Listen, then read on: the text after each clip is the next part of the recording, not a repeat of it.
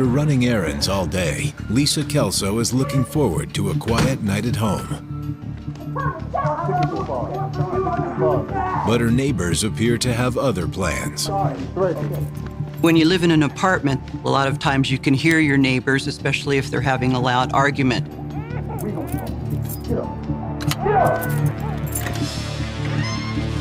She'd probably like to get inside her apartment where she feels safe.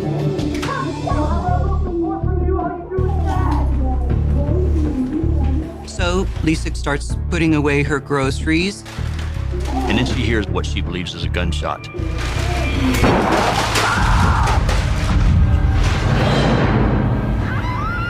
There has to be that moment of sheer panic, you know, is somebody going to shoot me?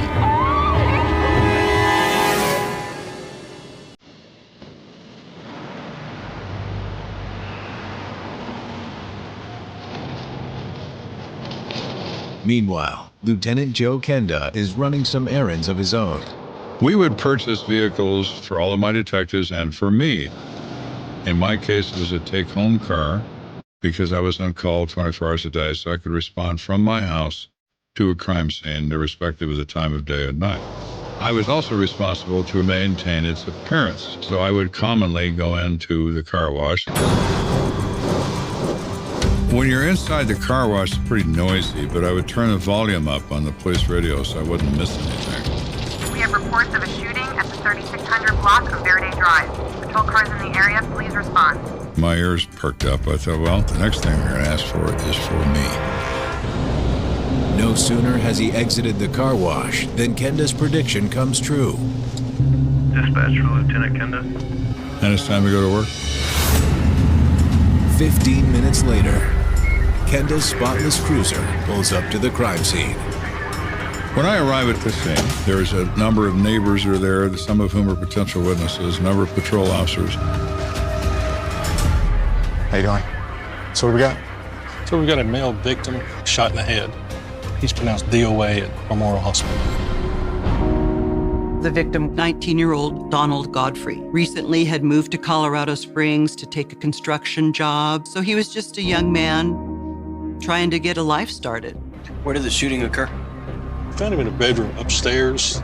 We do have a roommate here. His name's Tom Schoon. He said he was home at the time of the shooting. I want to take a look inside first before we talk to him. In the meantime, pull anything you can find on a victim. Yes, sir.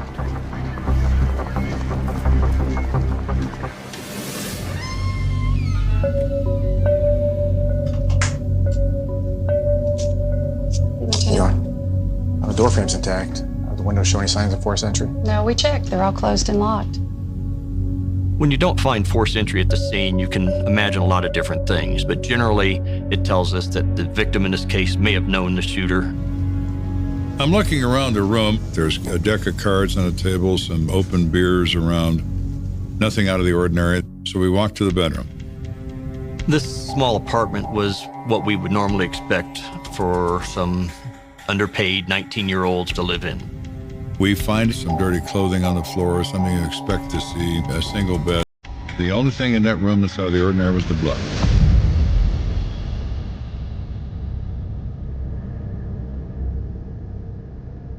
.380 casing.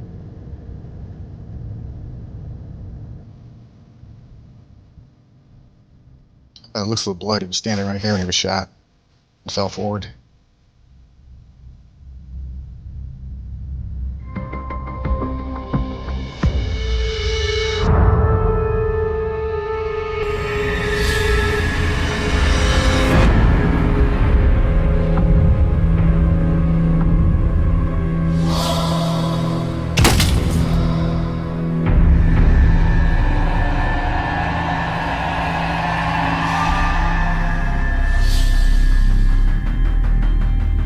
Outside.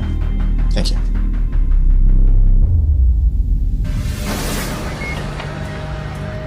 Mr. Roommate. Yes, sir. Kenda's next order of business is to speak with Donald Godfrey's roommate, 22-year-old Tom Schoon. I'm always very, very cautious of people who I meet in these circumstances. So you live here, Mr. Godfrey? Yeah. There's Diane also, a friend of ours that's actually been crashing here for a few weeks, but she wasn't here when any of that happened. What's your relationship like with Donald? We actually just met a few months ago, but we hit it off really well, and he was new to the area. Now let's get to the reason why we're here. I asked Tom, well, what happened? We were having a few drinks, we were playing cards, and then I heard a knock at the door.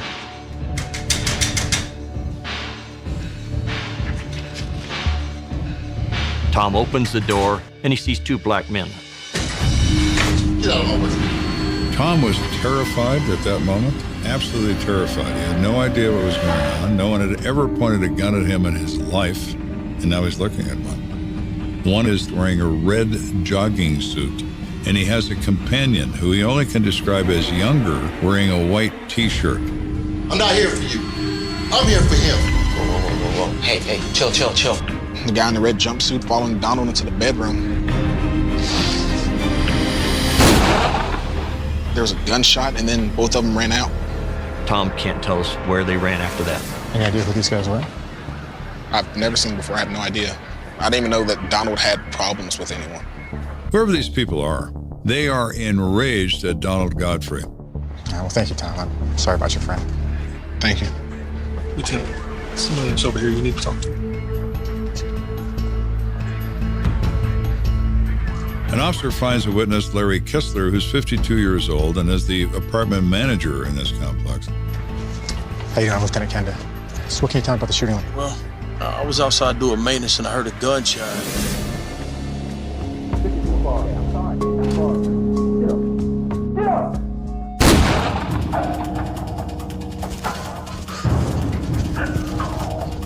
And then I saw two guys running across the street headed toward that other apartment complex.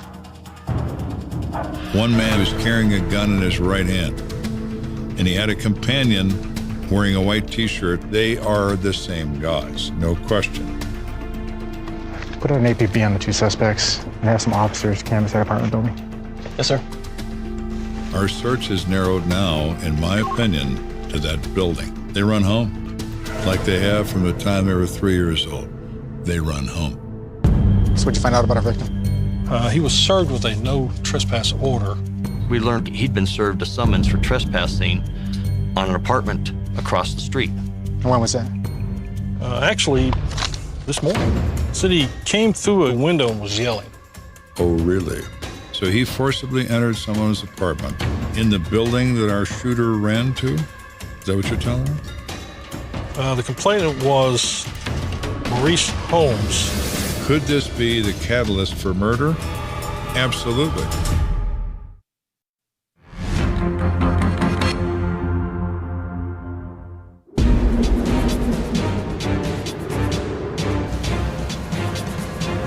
We're investigating the death of Donald Godfrey. We just learned that he assaulted a man by the name of Maurice Holmes in the next apartment complex that morning. Let's round up this Maurice Holmes, see if he's the vengeful type. Yes, sir.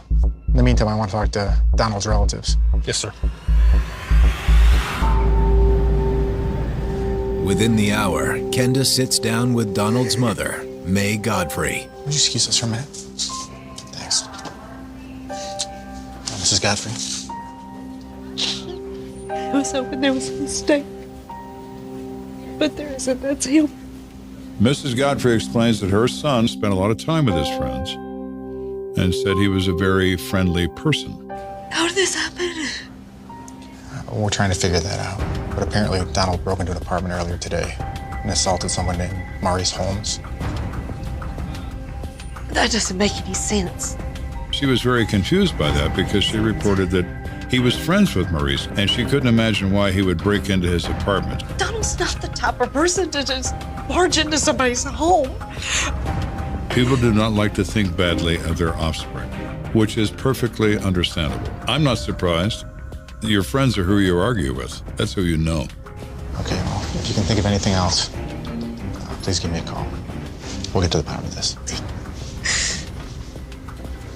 Hoping the physical evidence can shed some light on the events that led to Donald's death, Kenda decides to take a look at the victim's remains. So, did you find anything? Yeah, he's shot in the back of the head. There was a minimum of 18 inches between him and the gun. So he's probably shot as he's run away from his attacker? Yeah. No injuries of any kind. Single entry gunshot wound through the brain, instantaneous death. Manner of death, homicide. Oh, thanks for the info. Yes, sir. Dispatch for Lieutenant Kenda. Go for Kenda. Patrol has located Marie's home. Stand by for the address. 10-4. Earning that paycheck tonight, Joe. Looks that way. Thanks. 20 minutes later, Kenda's back at the apartment complex on Verde Drive. You got Maurice Holmes in there? Yes, sir. He matches the description of the accomplice, but not the shooter. All right, thank you. Inside, Kenda wastes no time confronting Maurice Holmes. Maurice, why don't you tell me about this trespassing incident you had with Donald Godfrey? How'd it start? All right, well, weeks ago. Patience is a virtue, brother. Hey, ladies. What's up? Ladies. It's all man over here, boy. You sure? What's going on? They were all friends. But as time wore on, Mr. Godfrey had a habit of saying bad things about people, many of which weren't even true. Maurice explains that on one recent occasion, Donald even insulted Toby's girlfriend, Tiffany Teasley. You mean Tiffany Teasley? Yes, sir. You mean Easy Teasley? What? I had my turn 2 weeks ago. You do this every time. I'm just being honest. What am I doing? Stop right now. Every time, Don. You're not being honest. You do this every time. What am I doing? I'm just telling the truth. He confirms that Godfrey insulted his girl, said bad things about her, and he was angry. Put the jacket back on, bro. According to Maurice, this particular incident eventually blew over, but Donald's boorish behavior continued. Whoop his ass. Come on.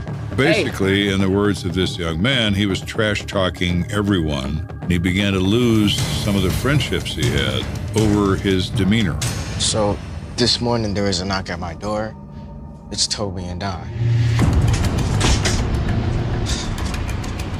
Listen, man, I need you to be straight up with me, all right? Okay, about what? Now, I heard one of you two was talking about me yesterday. Were you dissing me? Maurice told us that Toby was upset because he thought Maurice was saying some derogatory things about him.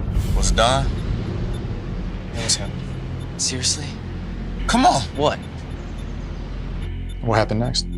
Toby got all worked up.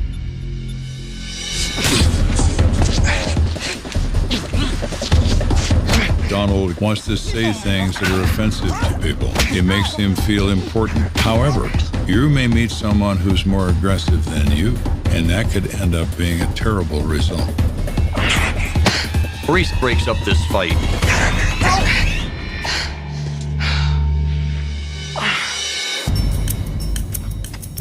Maurice thought Donald's humiliating beatdown had settled the drama once and for all, but he was wrong. And later, Don climbed in through my window. Whoa, man, what are you doing? Don is now very upset with Maurice because Maurice, in essence, ratted him out to Toby. Let's leave, dude! Calm down, I said I was sorry. Maurice was very intimidated by Don. Don was bigger than him, and Don was very angry. Get up! You're sorry! Get up so I can hit you again! Stop! But then, in a stroke of luck, a mutual friend appeared out of nowhere. You're gonna do it again! Get away from him! Whoa. Back up and get the hell out of here. All right. Donald's roommate, Diane Willard. She grabbed a kitchen knife and said that she would emasculate Don if he tried to hit him again. Back up and get the hell out of here! All right. Now! Are you okay? Diane was actually a friend of Maurice and his family. He's not gonna get away with this. When you are young, your emotions run high. Sometimes you're not in control of those emotions, and that in itself can be fatal. What happened next? Well, after Maurice got beaten up by Don, his father comes home and sees his son, basically bloodied. What happened to your face, son? It was Donald. He climbed through the window and attacked me. Are you serious? I want to rip him apart. No. We'll do it the right way. We'll call the police. Maurice explains his father wanted to protect him from Donald. The culture of this country is to protect our young. He's afraid of what's going to happen next. It was Maurice's father who, at that time, took the appropriate action to go ahead and notify the police and let the police handle the situation.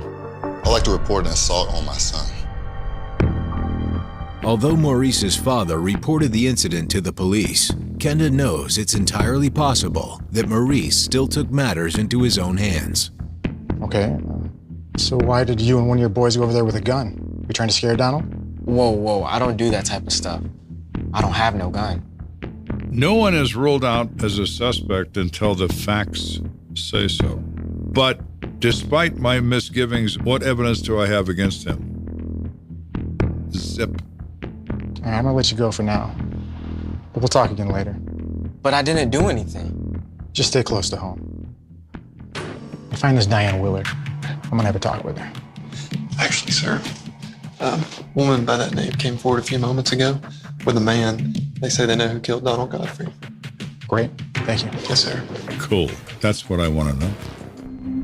Back at the station, Kenda sits down with Diane Willard, while simultaneously another detective questions her friend, Gary Johnson. We were well aware that Diane Willard lived in apartment 305. We were with Mr. Godfrey. She says she's distressed about his death, which means maybe she has some level of loyalty to him. This is all potentially good. She could be a good source. So you have something to tell me?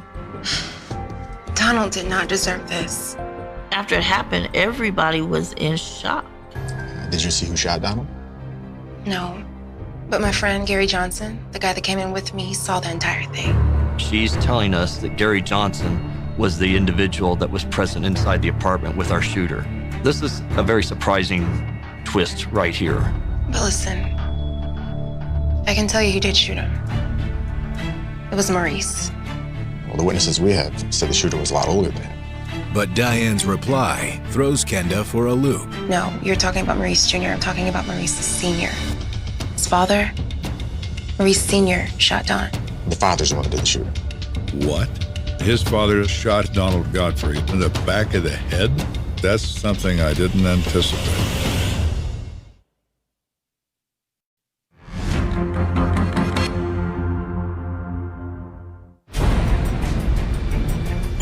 We're investigating the shooting death of Donald Godfrey.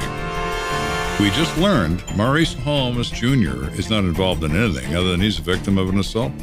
Maurice Holmes Sr., his father, is another matter. Maurice Sr. shot Don. The father did the shooting. I think that's when the light bulb goes on. It's like, wait a minute, we have two Maurices here, and it was Sr. who had actually gone after Don. How do you know Donald Godfrey? We met through a friend of mine. He was one of those people that if he had $1 left and you needed it, he would give it to you. Everything was great until that incident with Maurice Jr. Diane Willard explains that she was returning home when she saw Donald breaking into her friend Maurice Jr.'s house.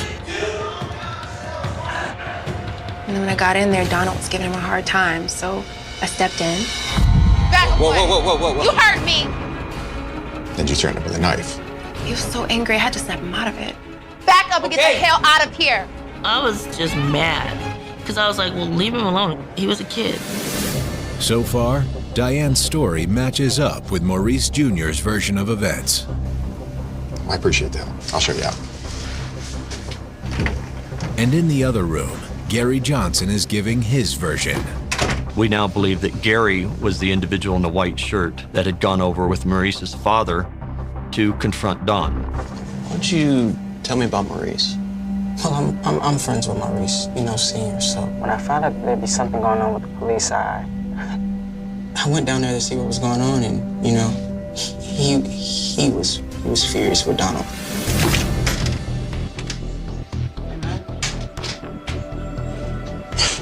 I heard Junior and Don got into it. What happened? You have no idea. I mean, I know, man. He's been pissing everybody off lately.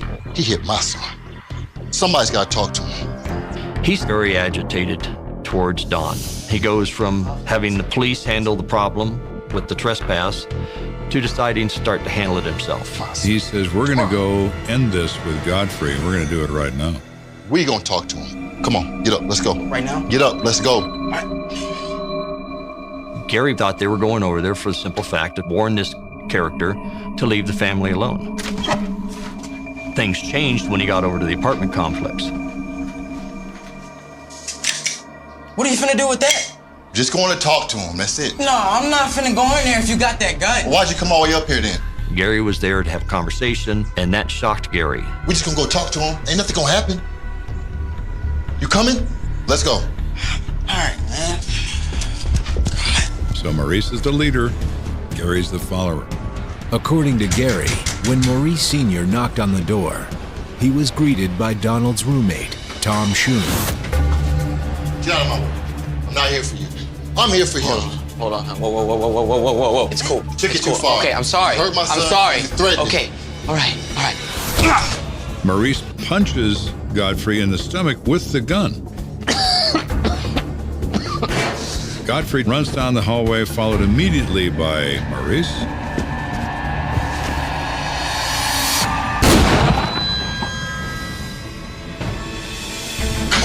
Let's go. What did you just do? Come on, let's go. Get out.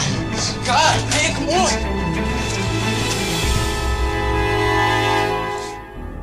I was scared.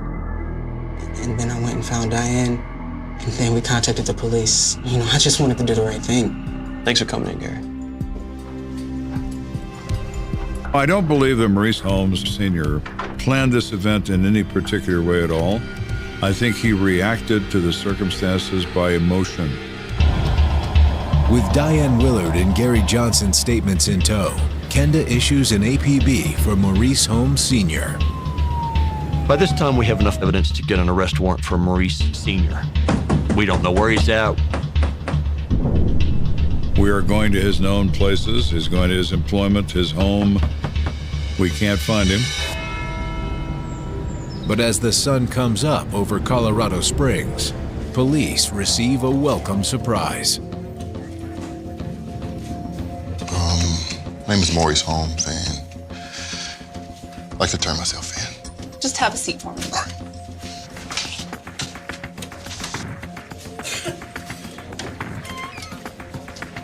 Maurice? You come with me? Is my lawyer coming?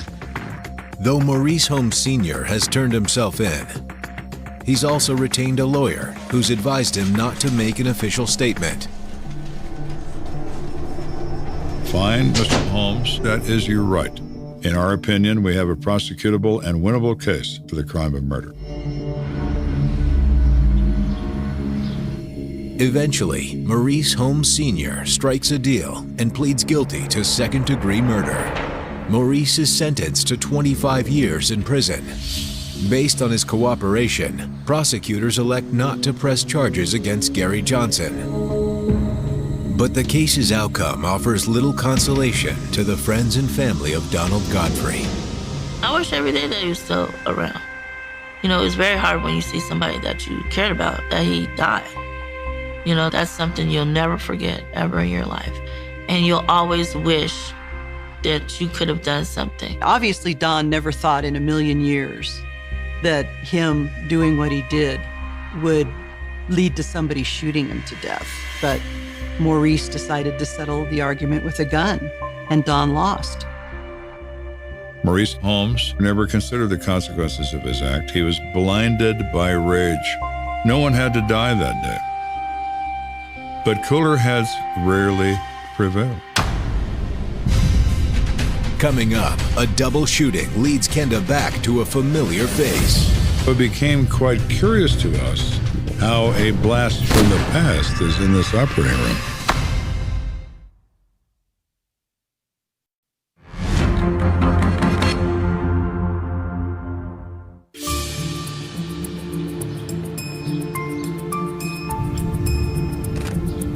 Joe, how's it going in there?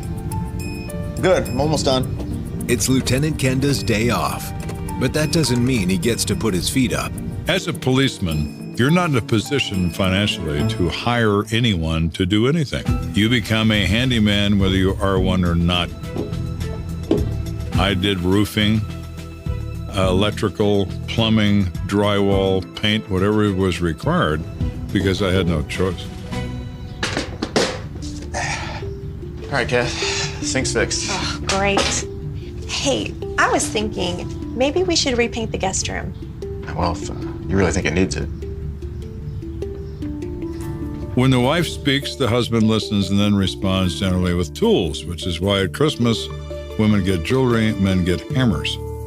But today, Kenda's list of household chores will have to take a back seat to police work. Miss Kenda. We get a call of a shooting. It's on the west side. I'll be right there. Sorry, Kathy, I gotta head to work. Okay. Why don't you speak out a paint color? I'll make sure it gets done. Be careful.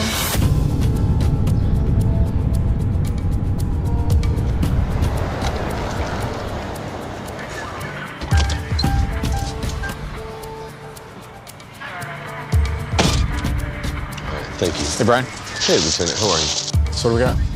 We got a double shooting, male and a female victim. The male's on his way to the hospital. The female is deceased. She's inside. Do we have any names yet? We don't have an ID on the male. We do on the female.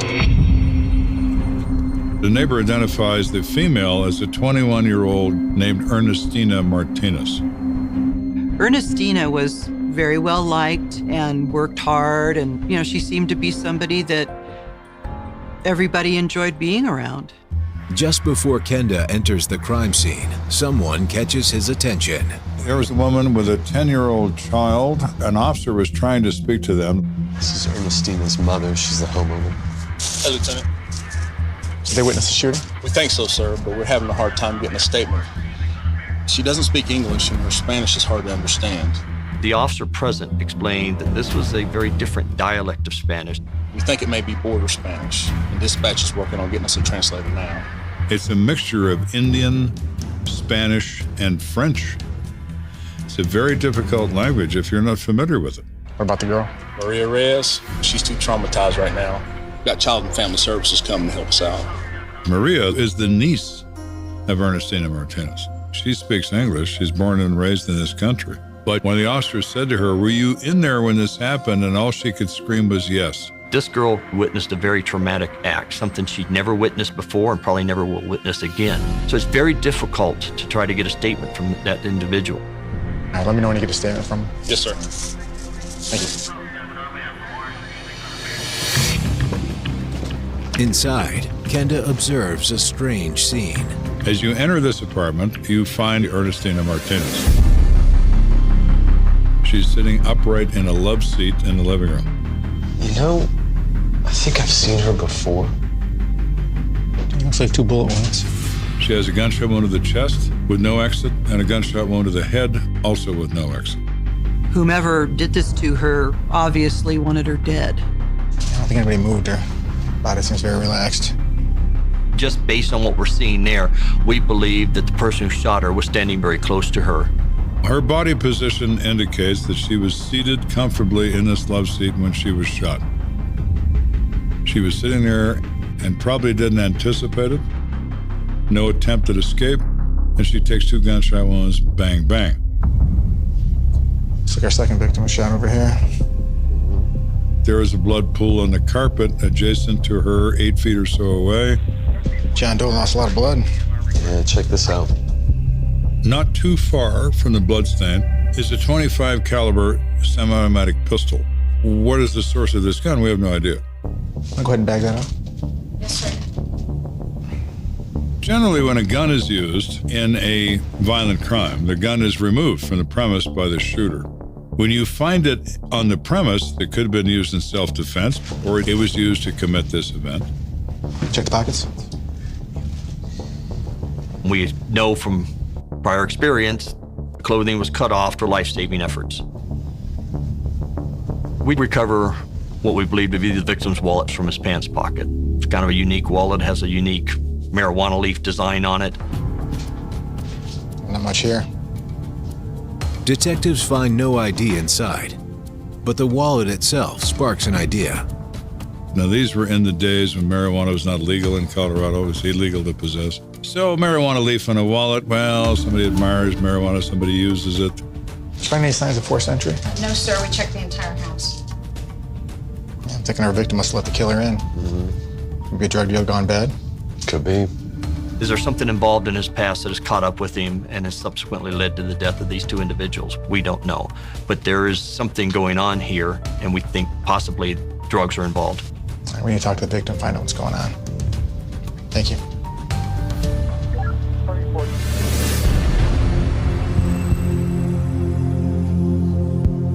Lieutenant Kenda, Detective Ritz. How can I help you? We walk up to the nurse's station. The on-duty nurse reports that our other victim has been pronounced dead in the operating room at the hospital. There was nothing we could do to save him.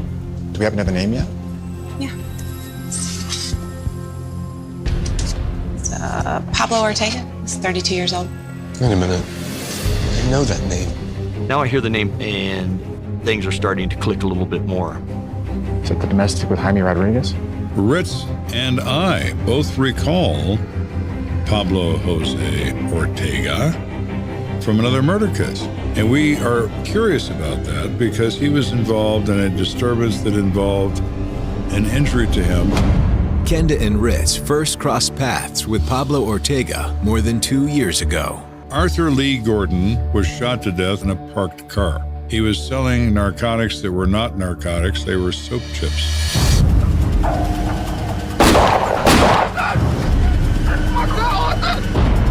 In a search of the immediate vicinity of the shooting, we discover a blood trail, and we determine that the blood source is Pablo Jose Ortega. But Kenda quickly discovered that Pablo Ortega had nothing to do with Arthur Lee Gordon's death. What's your problem? Get out! It'll take 2 seconds. Instead, he was involved in a domestic dispute with Ernestina Martinez's stepfather, Jaime Rodriguez. We know that it had turned physical to where he ended up with a laceration on his hand. Ernestina's stepfather becomes enraged and pursues him on foot through the neighborhood. Pablo Ortega runs in fear of the father and leaves a blood trail from his bleeding arm all the way back to his house. The reality is law enforcement deals with a small portion of the population, 2 to 5% most of the time. There are certain people that are known as regulars, people that can't stay out of trouble. And as a result, the police routinely encounter them. The stepfather hated Pablo, chased him like 6 blocks? Yeah, something like that. You know, I didn't see anything to indicate the stepfather still lives at that apartment. No. Maybe he split with the mom? Maybe he still hates Pablo. Kenda and Ritz wonder, did Jaime Rodriguez kill Pablo Ortega? And was Ernestina potentially caught in the crossfire? We know that they had a problem in the past. Has that problem escalated to this situation? We need to contact Mr. Rodriguez and interview him. Lieutenant Kenda, dispatch. I need the address for Jaime Rodriguez. Thank you. So let's go see Jaime and see what he has to say for himself. Our mission is to find the truth, wherever that leads us.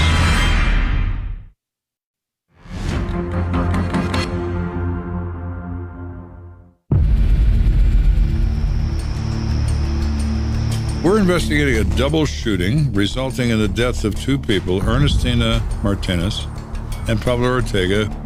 We are also aware that Ernestina has a stepfather who hates Pablo Ortega. So is it possible he's involved? Of course it is. We're going to go see him and find out.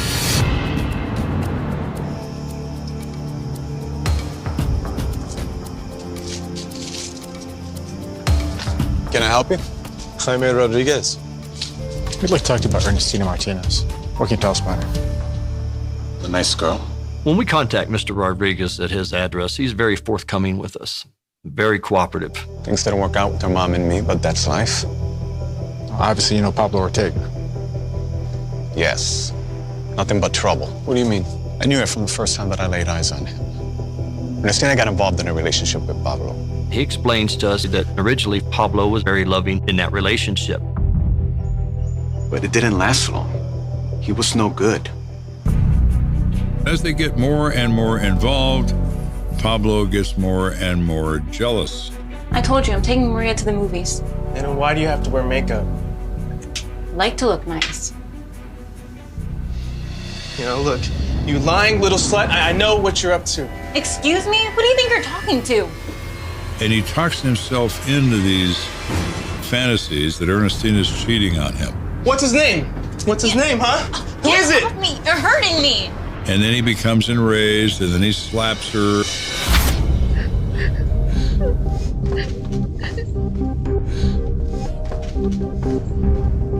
I Ernestina would come home after seeing him, and she was real quiet, real distant.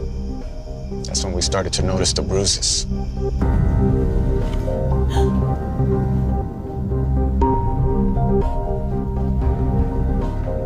¿Qué te pasa?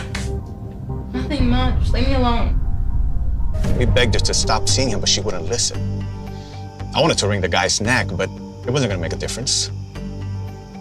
We have some bad news to deliver. Ernestina was shot and killed. Ernestina. It can't be. He was very sad about the loss of his stepdaughter. She's not blood to him, but she was important to him. Pablo Ortega also died of a bullet wound.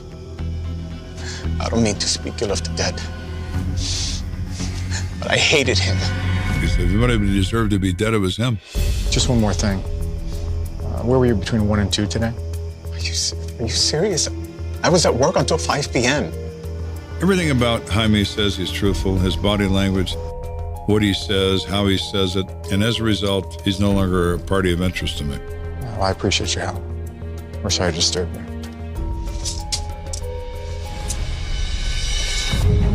Now, Kenda's interest lies in a new suspect. Well, I'm thinking after speaking with Jaime and having knowledge of their prior disturbances, the likelihood is great that this is a case of murder-suicide. Kenda knows precisely how to put this theory to the test. Evening, gentlemen. So what'd you find? She's got 2 gunshot wounds. One is to the right chest in the area of the right breast, and it goes through both lungs as well as her heart. Killed her instantly, and then she was shot in the head. So Ernestina dies instantly. She never saw it coming until it came. What about Pablo? Let me show you. He's got a single gunshot wound to the left temple. It's contact range, and we know that because it's got soot, some of this dark gray material that comes out of the barrel of the weapon. It's got the carbonaceous ring. Yeah. This is the classic range of fire that we see in the overwhelming majority of suicidal gunshot wounds. And he definitely did this to himself. I agree. Thanks for the help.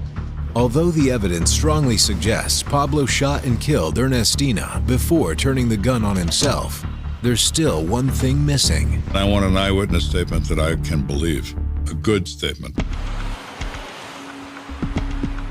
Sir, we did manage to locate a translator for Mrs. Martinez. Great. Let's send in Ritz to lead the questioning.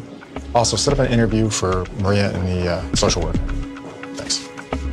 Within the hour, Kenda sits down with 10-year-old Maria Reyes and her appointed social worker. Maria, my name's Joe. Do you mind if I ask you a few questions? But we had to keep our questions simple and to the point. Did you see who hurt Ernestina? Pablo. He came over today. And do you know why he hurt her? She broke up with him. She moved back home with us. He was very mean to her. He was mad at her. What happened then? He had a gun. He had a gun. I believe that if she declined to come back and live with him, he was going to end her days. Pablo, what are you doing here? Listen, I'm sorry for showing up like this, but I just wanted to talk. Not gonna let me in? Fine. Mamá, está bien. Her mother agrees to make coffee for them, and Ernestina tells Maria, the child, why don't you go with Grandma and help her with the coffee? Pablo and I have something to discuss. Pablo, I don't know why you're here. I want you to come back. I miss you. No. What do you mean, no? I said I want you to come back and live with me. I don't understand why we're going over this again. We've been through this. So what, you're leaving me? Yes! The mother, she hears the first shot, comes back in the room as he delivers the second shot in Ernestina's head.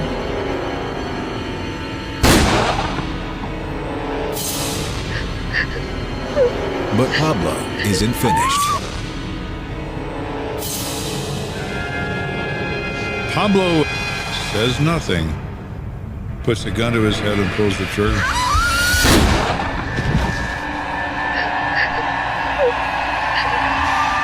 thank you for coming and talking to me. I'm very sorry this happened. With the case closed, the unsettling details of the murder-suicide still haunt the Martinez family. To be so helpless and to watch something like this happen, it's just a really tragic thing that affected so many people. What happened to end Ernestina's life is a cautionary tale for everyone. Don't ever believe you're going to change his behavior, because you're not. And you've got to be smart enough to realize the warning signs and terminate it before it reaches the point of no return. Chicago, winter of 1979. The city is a map of sirens and steam, a skyline of orange sodium lights bleeding into the frozen haze, and somewhere in that maze, on a small residential street that never makes the news, a scream tears the night open and then vanishes, swallowed by the wind. No one calls 911. No one steps outside. In the morning, the only trace of it is a feeling, a heaviness in the air that the neighbors can't name, the way people glance at each other a little too long and then look away. They blame the cold. They blame the city. They don't know they've just stepped into the first line of a headline that will haunt Chicago for decades. A brutal killing, no suspect, no motive, and a file that will sit in a drawer for years under two words that taste like failure. Cold case. It starts like any other weekday on West Harlow Street, a quiet block on the northwest side where the biggest drama is a broken street lamp or a late trash pickup. Kids bundle up for school, mothers scrape frost from windshields, men in heavy coats trudge toward the train with coffee in one hand and lunch pails in the other. At 7:42 a.m., Mrs. Alvarez from 4B steps into the hall, fumbling with her keys, and pauses. There's something on the floor, just beyond the stairwell, where the faded gray carpet turns toward the back entrance. At first she thinks it's a pile of clothes someone dropped. Then she sees the shoe, a woman's shoe, lying on its side, a bare foot, a smear of something dark trailing from the wall. She doesn't scream right away. The brain resists. It tries to reshape what the eyes are sending, tries to tell itself this is a prank, a sick joke, not what it looks like. Then the smell hits her, metallic and sour, and her voice snaps free, ricocheting off the walls of the narrow hallway. The sound drags doors open one by one. Faces appear, gasps, hands over mouths, a chorus of "oh my God" rising like steam. Someone rushes back inside to dial the police on a beige rotary phone that suddenly feels much too slow for what's happening. The body is crumpled awkwardly near the back exit, one arm twisted under, the other stretched toward the door like she was reaching for escape in her last second. Her hair, dark, shoulder length, is fanned out across the carpet, matted with blood that's already starting to turn rusty at the edges. Her throat has been slashed so deeply that for a split second the first arriving officer has to look away, swallowing hard, forcing his stomach to stay down. It's not just murder, it's rage. It's personal. Someone wanted this woman silenced, erased, and they wanted to make sure she never had the chance to get up again. By 8:05 a.m., squad cars block both ends of the street, red and blue lights painting the snowbanks in pulsing color. Curious neighbors stand behind thin strips of yellow tape, shivering in their coats, whispering names, wondering if it's someone they know. The building superintendent, Frank, hovers near the entrance in a stained flannel shirt, chain smoking, trying to answer the same questions over and over. Yeah, she lives here. 3rd floor, 3C. Name's Emily. Emily Russo. She was fine last night, I think. Yeah, she came in with groceries. Alone. Always alone. Inside, the crime scene unit moves with choreography born of repetition. Cameras flash, documenting every angle, the body, the blood spatter, the dragged heel mark that starts near the door and stops at Emily's side, the chipped paint where something, someone, slammed against the wall. A young detective in a wool coat kneels near her hand and notices the faint crescent moons of broken fingernails. She fought, hard. He glances at the door. No splintered frame, no broken lock, no signs of forced entry. Whoever did this either came in with her, or she opened the door for them. They bag everything. Her purse, found against the wall with its contents scattered, a torn grocery bag, an orange rolled under the radiator, a small silver cross on a snapped chain near her shoulder. The knife is not there. No weapon, no shell casings, nothing obvious left behind except the brutality itself. The hallway has no camera, no security system. This is 1979. All they have are eyes, ears, and whatever the killer was careless enough to leave. The lead detective on the scene, Thomas Kincaid, is 38 years old, with lines in his face that don't match his age and a file cabinet of unsolved robberies gnawing at him in the back of his mind. He looks at Emily's body, at the thin sweater not enough for a Chicago winter, at the grocery list folded neatly in her coat pocket, milk, bread, eggs, canned tomatoes, spaghetti, and feels something tighten in his chest. A normal life, sliced in half between two doors. Apartment to hallway, hallway to nowhere.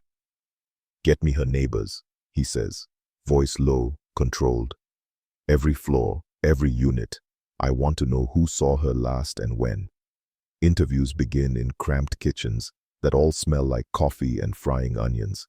Mrs. Alvarez remembers hearing footsteps in the hall around 10 p.m., maybe a door closing, maybe two. Mr. Harris from 2A swears he heard arguing late, voices raised, but the TV was on. He can't be sure. Might have been a show. A teenage boy from 4C tells them Emily was quiet, always polite, always holding a brown paper bag of groceries or a stack of library books, never bringing guests, never causing trouble. No one can tell them about a boyfriend. No one mentions enemies. The most dramatic thing anyone can recall is the time she slipped on the icy stairs last winter and laughed it off. Kincaid sends officers door to door beyond the building, canvassing the block. Any cars passing late last night, any strangers hanging around, any fights, any screams. One woman says she heard something around midnight, a dull thud, like someone dropped furniture. Another says she thought she heard a woman crying in the hallway, but she turned up the radio. "It's the city," she says. "You mind your business. You don't open your door at night." At the morgue, the medical examiner notes the details in a voice devoid of emotion. Female, mid-20s, multiple defensive wounds on the arms and hands, bruising around the jaw, suggesting a hard grip or a punch. The fatal wound, a deep lateral cut across the neck, right to left, delivered with significant force. There are faint marks on her wrists, as if they'd been held or briefly bound, but nothing conclusive. Toxicology will take time. Time is something the detectives don't feel they have, even though the case is less than a day old.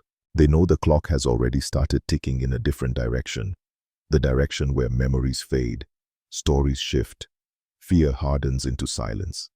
Emily Russo's life begins to take shape in the pages of a thin, hastily assembled file. 26 years old, secretary at a small law firm downtown, lived in the West Harlow apartment for just under a year. Single, no children, parents in Indiana, notified by phone, voices breaking on the other end of the line, a younger brother who promises he's coming on the next bus, a stack of pay stubs, a rent receipt, a library card, a half-finished novel on her nightstand. There is nothing in her apartment to suggest a double life. No drugs, no stacks of cash, no hidden letters or strange photographs. Just a young woman's quiet, ordinary routine, now violently interrupted. The press catches the scent by afternoon.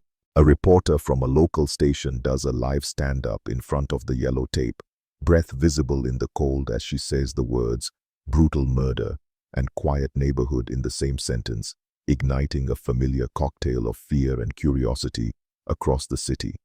The story runs under a headline that will repeat for days. Young woman slain in apartment hallway.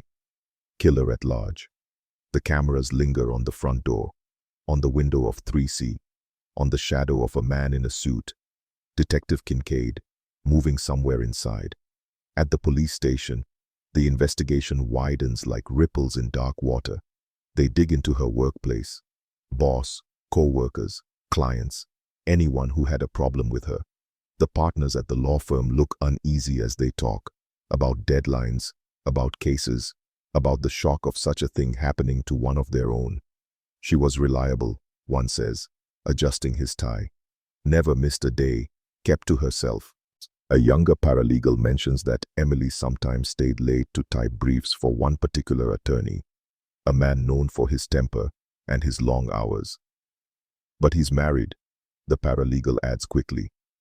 I never saw anything weird. They pull phone records, limited and clumsy by today's standards, tracing incoming and outgoing calls from her landlord's log. Mostly her parents, her office, a few local numbers. One stands out. Repeated calls from a payphone 3 blocks from her building over the past month. Always late, always within the same 2-hour window. No name attached, just a location. Kincaid circles it with his pen, twice. Late-night calls. No message left. A pattern emerging like a bruise under the skin. Witnesses are re-interviewed. Timelines are redrawn. They bring in a sketch artist to sit with the woman who thought she saw someone on the stairs, a man in a dark coat slipping out the back entrance just after midnight. Did she see his face? Not really. Was he tall? Average, maybe. Any scars, tattoos, anything unusual? No, she says, staring at the blank paper, frustration and guilt rising. He just looked like a man, just a shadow. Days become weeks. Tips come in, some frantic, some vague, some clearly the product of too many crime shows and too little sleep. A jealous ex-boyfriend, a stalker, a stranger from a bar, a neighbor with a temper. Every name goes into the file. Every name is checked. Some are interviewed. Some are quietly watched from unmarked cars. None of them fit in a way that satisfies the knot in Kincaid's gut. The knife is never found. The callers from the payphone are never identified. The case refuses to crack. On West Harlow Street, life stumbles back toward routine, but it never really gets there.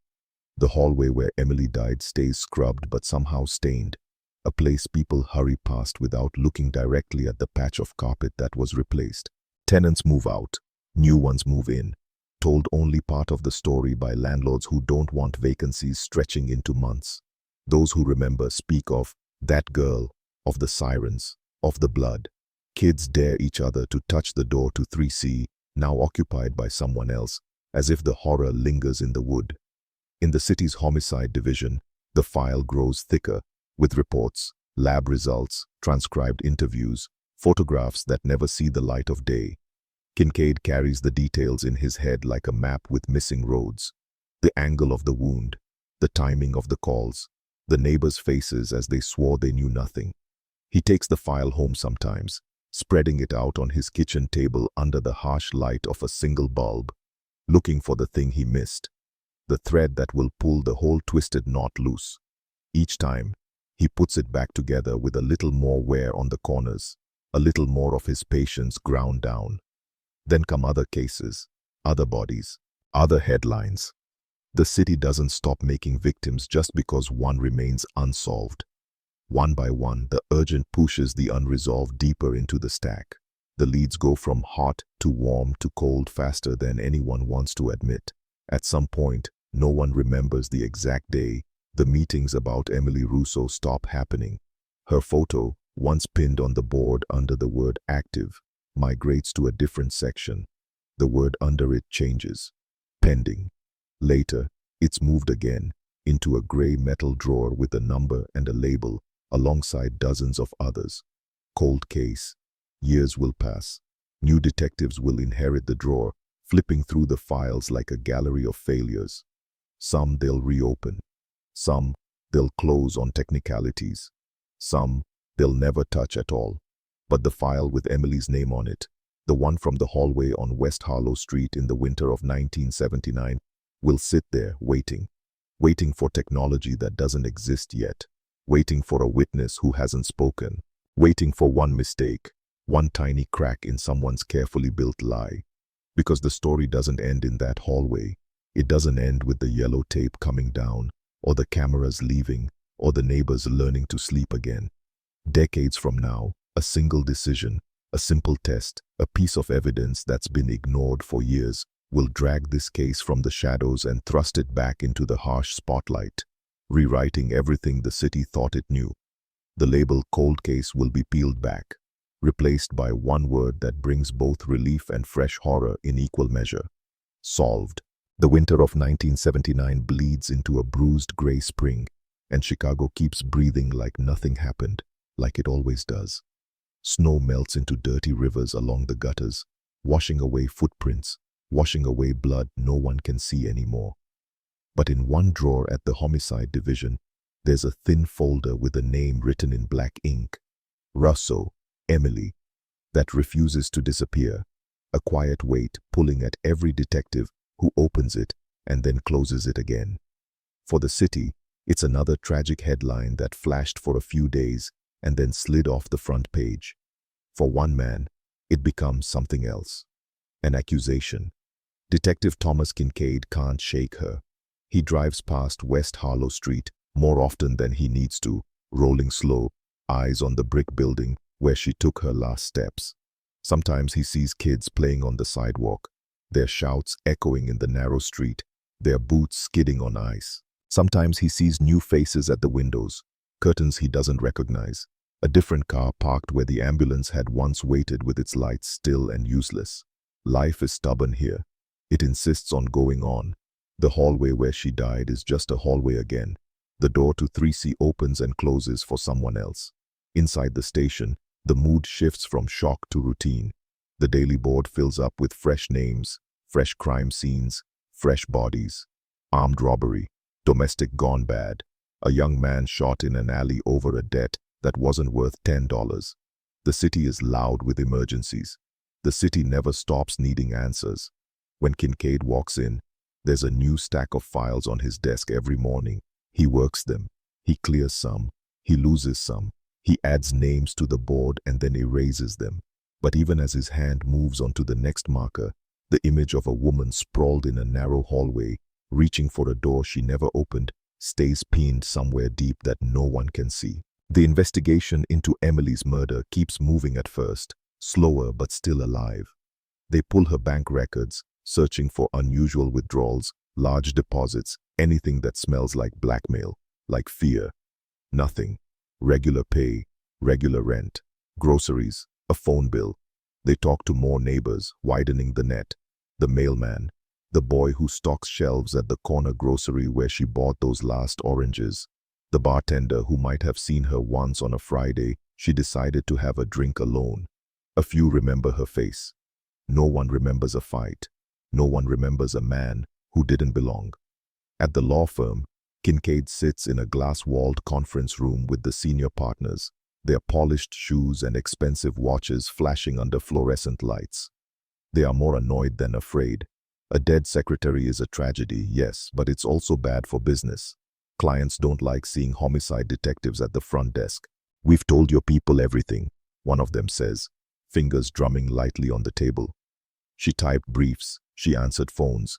She was efficient, but she wasn't involved. Not in anything like what you're suggesting. "What am I suggesting?" Kincaid asks, watching his face. That she was mixed up with a client, or that someone here felt threatened. The partner exhales, forcing a smile that doesn't reach his eyes. "Look, detective, this place is boring. We shuffle papers. No mobsters, no movie plots. If you're looking for a dramatic motive, you're in the wrong building." Kincaid doesn't buy it. Boring people kill too. Boring hallways see blood. But he says nothing. He waits. Silence is sometimes more useful than any question. Eventually, another voice enters the conversation. "She did stay late sometimes."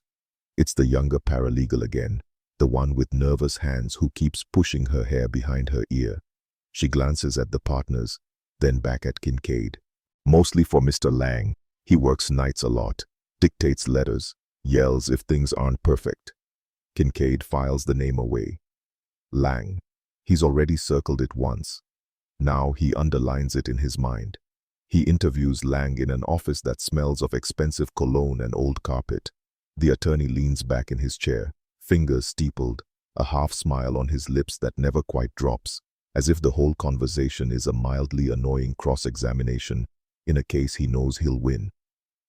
Emily was a good girl, Lang says. Quiet, efficient, no trouble. I'm devastated, of course. Such a waste. He pauses, selecting his next words like jury members.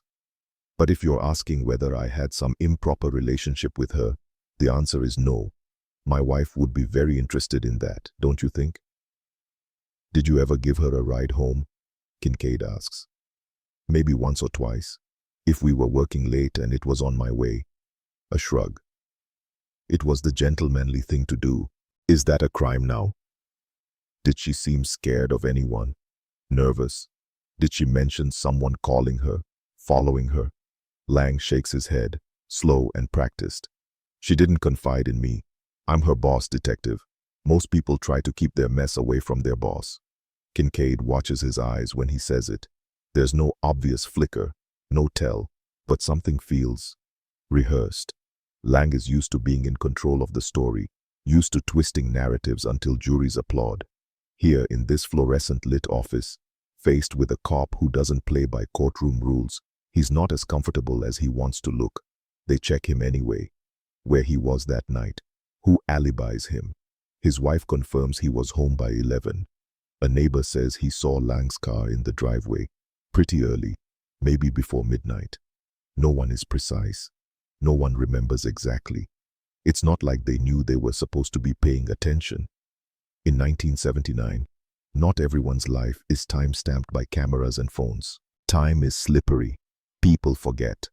Lang goes into the file as a possible, then a maybe, then a long shot. The city produces more likely monsters every day. Meanwhile, the small details stubbornly refuse to rearrange themselves into a full picture. The late-night calls from the payphone 3 blocks away. The faint crying noise one neighbor thinks she heard. The arguing Mr. Harris thought maybe came from the hallway, or maybe his TV. The broken fingernails, the missing knife. Each piece feels important. None of them click into place. In the evidence room, under buzzing lights and the faint industrial smell of cardboard and dust, the physical remains of Emily's last night are sealed away. Her sweater and jeans, carefully dried and folded in paper bags. The small silver cross on its snapped chain. The torn grocery bag, slides with samples from under her fingernails. Swabs of blood, some hers, some smudges they're not entirely sure about. It's all catalogued, labeled, placed in a box with a number and a date and a description. Homicide, female, hallway, 1979. This is where the future will find her. But no one standing in that room in 1979 knows how much that future will change the rules. For now, they test what they can with the tools they have. Blood type, basic comparisons. The lab comes back with results that are precise and useless all at once. Yes, there's her blood. Yes, there might be traces of something else. No, they can't tell you whose it is. The partial prints smudged on the wall are inconclusive. The hair they find tangled in the fibers of her sweater is too damaged to say anything meaningful. They log the results. They file the reports. They move on. Kincaid doesn't sleep well. Nights he's not on shift, he lies awake staring at the cracks in his ceiling, replaying the case. The way the body was positioned, the lack of forced entry, the late calls. He sees a man waiting in the shadow of the back entrance, listening for footsteps, knife already in hand. He sees Emily fumbling for her keys, mind on grocery lists and bills, the mundane thoughts people have right before they walk straight into the worst moment of their lives. Who are you? He thinks, over and over, as if he's staring the killer down across a table. Did she know your face? Did she say your name? Weeks become months. Emily's parents come to the city twice, once to identify the body, once to sit across from Kincaid in a cold, airless room and ask him the question every detective dreads. Are you close? Her father asks, voice thick, hands trembling on the table. Is there anything, someone? We just need to know you're getting somewhere. Kincaid looks at them and feels a weight he can't name. Their eyes are raw, ringed with sleeplessness. Her mother clutches a small handkerchief, twisting it until the edges fray. On the wall behind them, there's a bulletin board with photos from other cases, other victims. For a second, he imagines pulling Emily's file down, slapping a mugshot on the board with the words, "Case closed," stamped underneath. He imagines the relief in their shoulders, the way her mother would finally let the handkerchief rest. "We're working every angle," he says, the words steady but not hollow. "We're not giving up on her." It's the truth. It's also not enough. Their visits become calls, less frequent, shorter. Each time Kincaid hears the same hope, a little more strained than before, and each time he gives the same answer, a little more carefully measured. Because saying soon is a promise he doesn't know if he can keep. The 80s roll in with neon and noise, a new decade slamming into the city like a gust of hot air. Crack hits the streets. Gunshots echo tighter and closer. The homicide board fills faster. Some cases are shockingly easy. Jealous lovers who confess in tears, gang disputes where everyone knows who pulled the trigger before the body even hits the ground. Others are puzzles that eventually crack under pressure. A few, like Emily's, remain stubbornly silent. Detectives transfer, some retire. New faces come in, young men and women wearing the badge like a fresh scar, still believing that numbers on their solve rate mean something more than ink on a page. Kincaid watches them pick up files, flip through old photos, make the same comments he once did. "Jesus, this one's rough." No leads? How the hell did this never get cleared? He hears them say Emily's name like it's history, a case from another era. "Russo," one rookie says, tapping the folder. "That the hallway girl?" "Yeah," an older detective answers. 79, bad one. Kincaid's ghost. Kincaid doesn't correct him. It's not wrong. He carries her like a shadow he can't shake. But in a job like this, you learn to function with ghosts. They stand next to you at coffee. They ride in the passenger seat of your unmarked. They sit at the back of every new crime scene, reminding you what it looks like when you lose. Some nights, he goes back to West Harlow Street alone.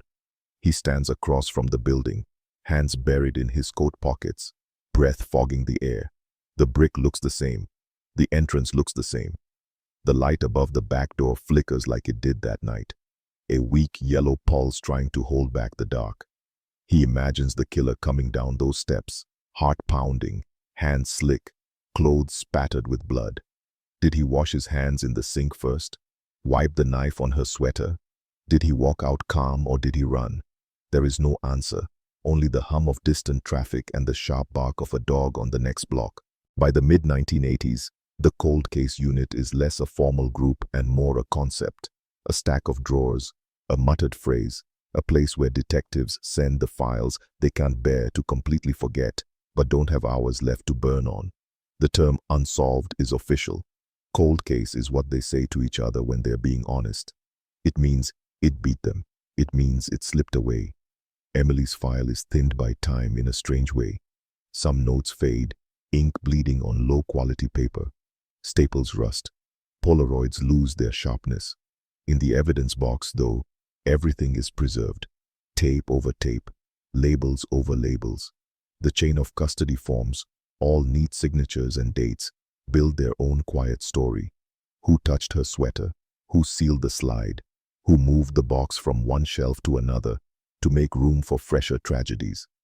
What no one in that room fully understands yet is that the real story is sleeping in that box like a dormant fuse, under her fingernails, on the edge of that snapped silver chain, maybe in the tiny flecks of something that isn't her blood, trapped in fibers for decades.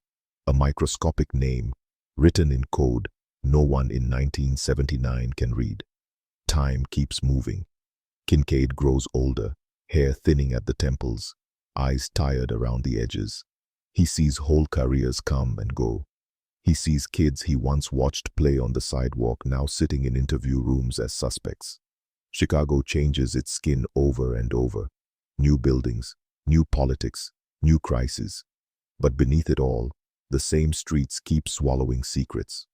There are moments, rare and sharp, when he almost lets go, when a big case breaks, when they pull a predator off the street, when a family cries in relief instead of grief. He feels a fleeting sense of balance, A belief that maybe you can't win them all, and that's just the truth of it. He tells himself Emily would understand. He tells himself she's one tragedy among too many. But every time he opens that drawer and sees her file, every time her photo stares back at him from the paper, young and alive in grainy black and white, that lie falls apart. The city forgets headlines. That's what cities do. They chew and swallow and move on.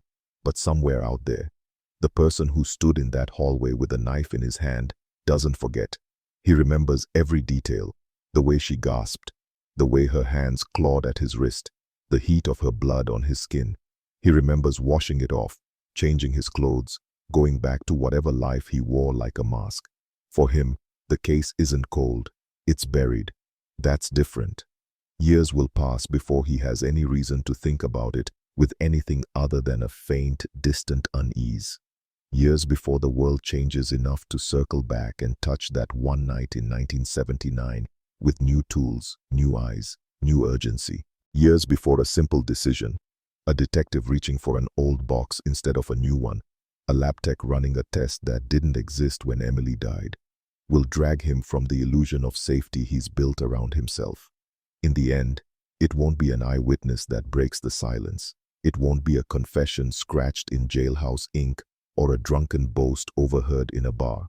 It will be something smaller, invisible, a code inscribed in blood and skin and hair, waiting patiently in the dark. For now, though, the label on the box reads the same as it has for years: unsolved. It sits on its shelf in a windowless room, surrounded by dozens of others. To anyone walking past, it's just cardboard and tape and numbers. To the story it contains, it's a coffin. And to the man who put Emily Russo in that hallway thinking the city would swallow her whole and never spit her name back out, it's a ticking bomb he doesn't know exists yet. By the time the calendar rolls into the mid-1990s, the winter of 1979 feels like a different lifetime. The city has new scars, new mayors, new neighborhoods people warn you not to walk through after dark.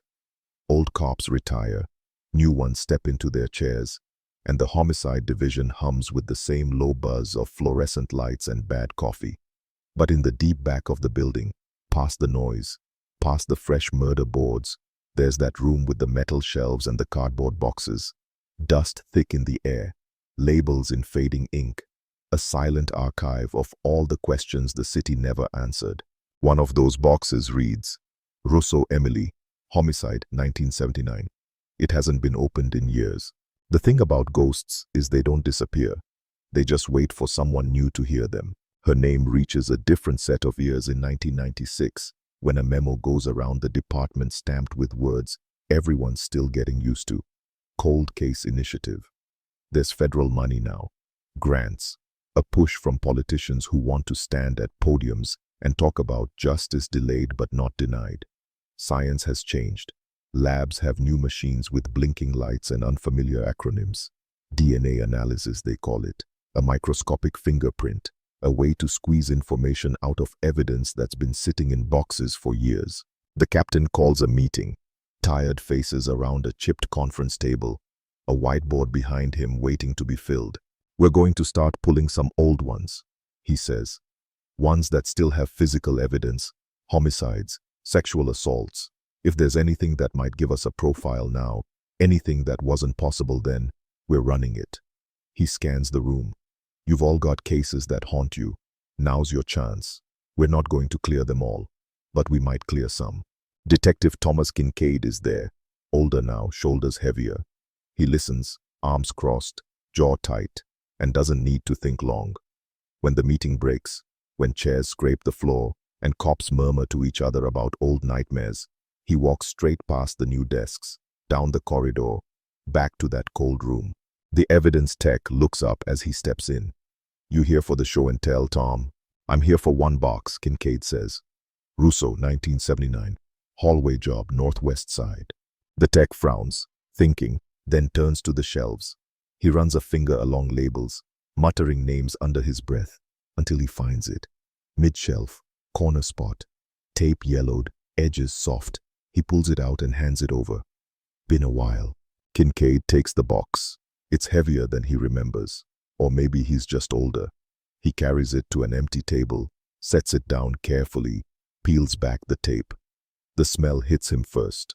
Old paper, cotton, something faintly chemical. Inside, time has been frozen. Paper bags folded around clothing. Manila envelopes with red evidence stickers. A smaller box with glass slides in foam. Chain of custody forms tucked on top like a polite apology from history.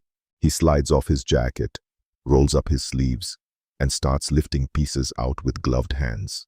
The sweater, the jeans, the snapped silver chain and cross, the grocery bag scrapped with the word eggs, barely legible in smeared ink.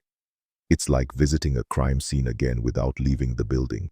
A younger detective steps into the room, dark hair pulled back, badge clipped to her belt. Sara Delgado, early 30s, new to homicide, not new to death. She pauses when she sees him standing over the spread of artifacts. "Which one is that?" she asks. "Russo," he says. "Woman in a hallway, 79, never solved." Delgado moves closer, eyes tracing the evidence. There's something in her face Kincaid recognizes, curiosity edged with anger. The exact mix that gets you into this line of work and keeps you from sleeping. "They got anything off it back then?" she asks. "Blood type, vague prints, nothing that stuck." He taps the glass slides in their little box. They took scrapings from under her nails, swabbed some smears on the wall, didn't have much to do with it. "Now we do," Delgado says. "You putting it in for DNA?" "That's the idea." He glances at her. "You want to help me carry her into the future?" She smiles, quick and sharp. "That's why they pay us the big bucks." They inventory the contents again, reading off numbers, checking against the old forms. Every item that touched Emily that night is logged like it's being born a second time. Then they prioritize. Clothing first, swabs next, the broken chain, the slides. "We're not sending everything," the lab liaison says later, in an office cluttered with case files and coffee cups. "We've got a backlog you wouldn't believe. Pick your best shots." Kincaid and Delgado lay out the options.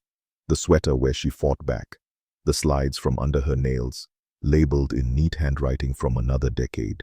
The swabs marked, wall, suspected mixed blood. They circle those. "If he touched her," Delgado says, "there's a chance he left something behind.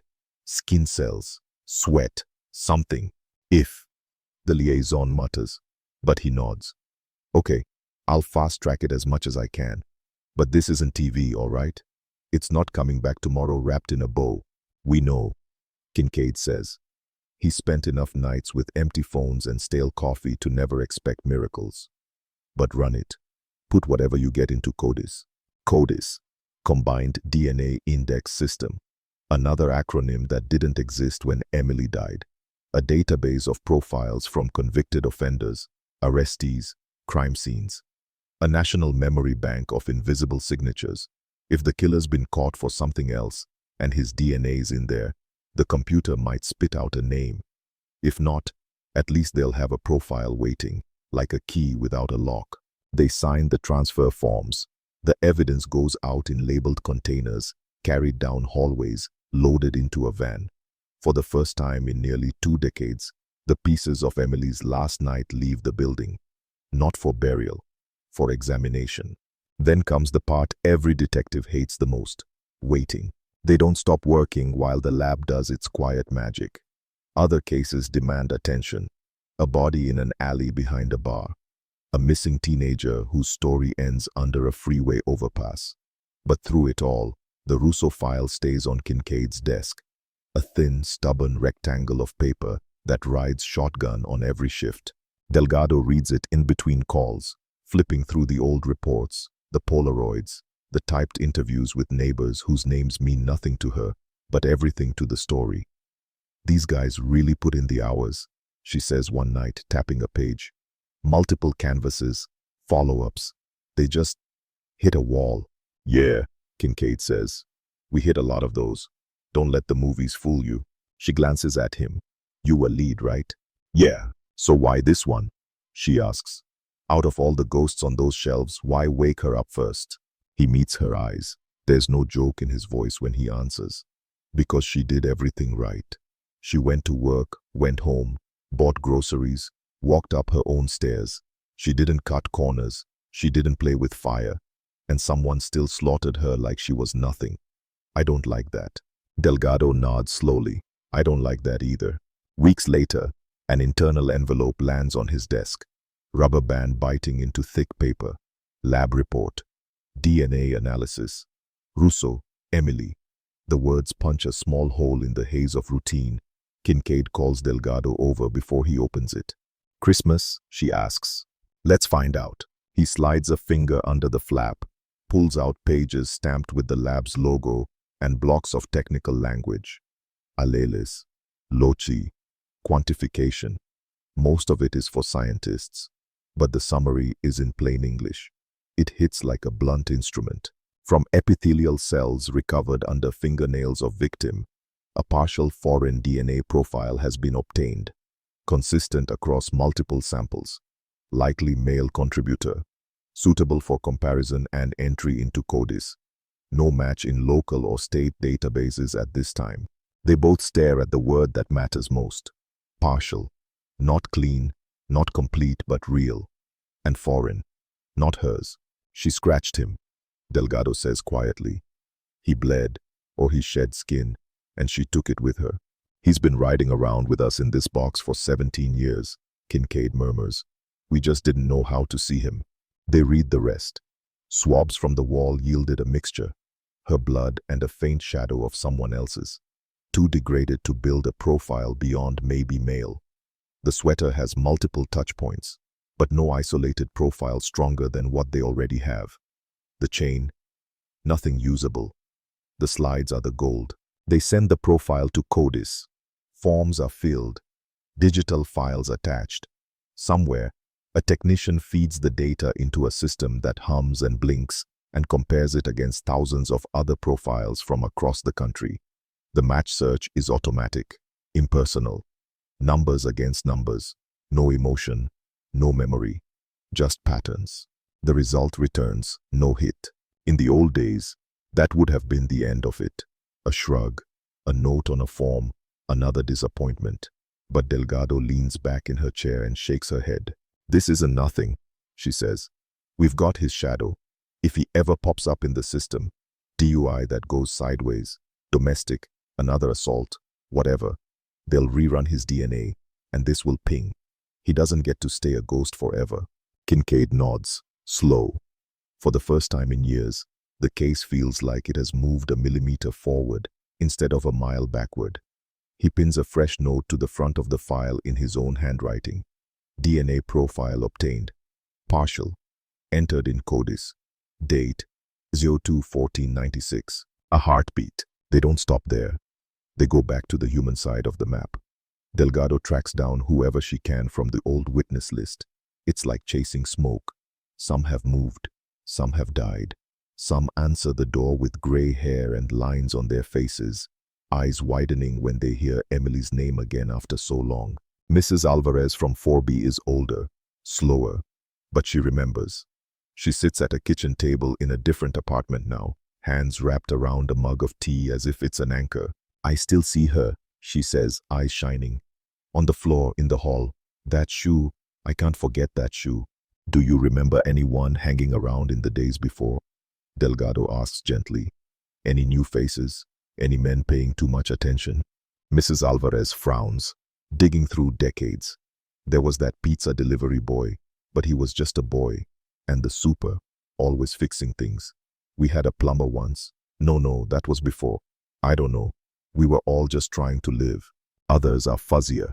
Mr. Harris from 2A died in the late 80s. The woman who thought she heard crying in the hallway moved south and doesn't want to talk about Chicago anymore. The teenage boy from 4C is a middle-aged man now, a mechanic with grease under his nails, surprised to see two detectives at his shop door. I remember her, he says, wiping his hands on a rag. Quiet, pretty, always with books. We used to joke she was the building librarian. I didn't hear anything that night, I swear. I wish I did. Delgado believes him. You can hear when someone is lying to you. The case remains, stubbornly, a puzzle missing its corner pieces. At the law firm, everything is different. The name on the door has changed. Mergers and rebrands have scrubbed the old brass plate clean. But records remain. Old personnel files stored in off-site storage, pulled up now at the request of a detective who knows how to lean. They find mentions of Emily in thin folders, performance reviews, payroll, a short typed memo from a partner noting her unfortunate death and instructing accounting to stop issuing checks. No scandal hidden in the lines, no secret flagged in red. Lung is still around. He's older too, white at the temples, a reputation that's expanded over the years. Big cases, bigger fees. They meet him in a modern glass office with a view of the river, everything shiny and sharp. Trying to resurrect that one again, detective? He says when they mention her name. I admire your persistence. Truly. But I already told the police everything 20 years ago. Things have changed since then, Delgado says. We have DNA now. He raises his brows, amused. Then I suppose you'll want mine. To eliminate me, isn't that the phrase? That's right, Kincaid says. His voice is flat. No apology. Lang laughs. A short, incredulous sound. You seriously think, after all these years, that I went down to some dingy hallway and butchered my secretary? Come on, Tom. You're better than that. This is harassment. We think, Kincaid says evenly, that anyone who had regular contact with her might show up in her environment. If we get a partial profile from under her nails, we want to know who it belongs to. If it's you, we cross you off. If it's not, we move on. You want to help, counselor? Roll up your sleeve. His eyes flick from Kincaid to Delgado and back. For a second, something tightens in his jaw. Ego doesn't like being cornered. Then he smiles again, slow and controlled. I have nothing to hide, he says. I'll do it. But when this comes back clean, I expect this to be the last time you drag my name into your unsolved tragedy. They swab the inside of his cheek right there in his office. Quick, clinical, evidence bag, seal, sign. He watches the process with detached curiosity, like it's part of a courtroom demonstration. Out of interest, he says as Delgado snaps the bag shut. What happens if your mystery man is dead? All this science, all this effort, and your murderer might be lying in a cemetery somewhere, smiling at you from the grave. Then we write his name down anyway, Kincaid answers. We write it where hers is, and the record stops lying. The lab turns around Lang's sample faster. High-profile people tend to get bumped up the list, even if no one admits it. The result comes back as expected. No match. His DNA doesn't align with the partial profile from under Emily's nails. The man she clawed at in her last seconds is someone else. Cross him off, Delgado says, drawing a line through his name on their suspect list. He's a jerk, but he's not our jerk. The file grows thicker again. New pages clipped to old ones. New ink layered over faded type. The cold case that had been a static failure starts to look more like a living investigation again. Though quietly, without headlines, without sirens. There's still no name, no face, just a code in a computer, waiting. The years roll on. Codis expands. States that didn't collect DNA from certain offenders start doing it. Old cases in other jurisdictions get their own dust-covered evidence tested and uploaded. The database grows like a nervous system stretching across the country, connections forming that no one could have drawn by hand. Every time the system gets an update, it runs the profiles again. Every time some lab tech in another city loads in a new set of numbers from a fresh crime scene, somewhere deep in the circuitry, Emily's killer's ghost brushes against it and slides past. No hit, not yet. But this isn't 1979 anymore. The world is shrinking. Mistakes are harder to bury, and the man who thought he left Emily Russo behind in a dark hallway has no idea that somewhere, in a secure building full of humming servers, his shadow is already on file, waiting for the one mistake that will finally attach it to his name. In the early 2000s, the city changes its shape again. Old factories become lofts. Corner bars turn into coffee shops with soft music and harder prices. Payphones rust on their poles, useless relics with dead dial tones. The alleyways are the same, but the people walking past them now carry small glowing rectangles in their pockets, tiny machines that track their every move, log their every call. Technology tightens its grip on everyone, including the ones who like to live in the shadows. In the homicide division, the change is more subtle. Computers on every desk, case files half paper, half pixels. A newer generation of detectives scrolls through crime scene photos with a mouse instead of flipping through thick stacks of glossy prints. Some of the older guys grumble about it, but no one complains when the lab calls with hits on cases everyone thought were dead and buried. They're starting to pull monsters out of old nightmares now. A rape case from 1984, closed in 2003, because a DNA profile pulled from a decades-old slide pings in CODIS against a guy picked up for a drunk driving incident. A double homicide from 1989 suddenly linked to a man who donated blood at a hospital after a bar fight. Headlines flare. Cold case cracked after 19 years. DNA nabs killer. Families who've spent half their lives talking to framed photographs in empty living rooms suddenly have a name to hate instead of a fog. Every time a hit comes through, the detectives cheer in their own quiet way. A nod, a fist against a desk, a muttered, "Finally." And in the middle of those small victories, in the middle of the blinking screens and new cases, one old file sits stubbornly on a shelf, waiting its turn. Russo, Emily. Kincaid is nearing retirement by then. His hair's gone mostly gray, pulled back from his face, the lines around his eyes carved deep by squinting into bad light and watching bad things happen. He's not officially on cold cases anymore, but everyone knows there are some he'll never let go of. Russo is one of them. He doesn't check the lab dashboard himself. That's not his world. But he knows someone who does. Delgado has become his bridge to the future, fluent in both the language of the street and the alphabet soup of modern forensics. She's seasoned now, stripes on her shoulders, her name spoken in the squad room with respect. She was the rookie when they reopened Emily. Now, she's the one fresh detectives look to for how to move through a scene without missing the quiet details. Every few months, in between everything else, Kincaid asks her the same question. Anything on Russo? Sometimes she just shakes her head. Sometimes she taps the side of her monitor and says, "Profile still in the system. CODIS is bigger every day. If he's out there and he slips, we'll know." He takes the answer like a vitamin he doesn't particularly like the taste of, but knows he needs. It's not hope, not exactly. It's maintenance.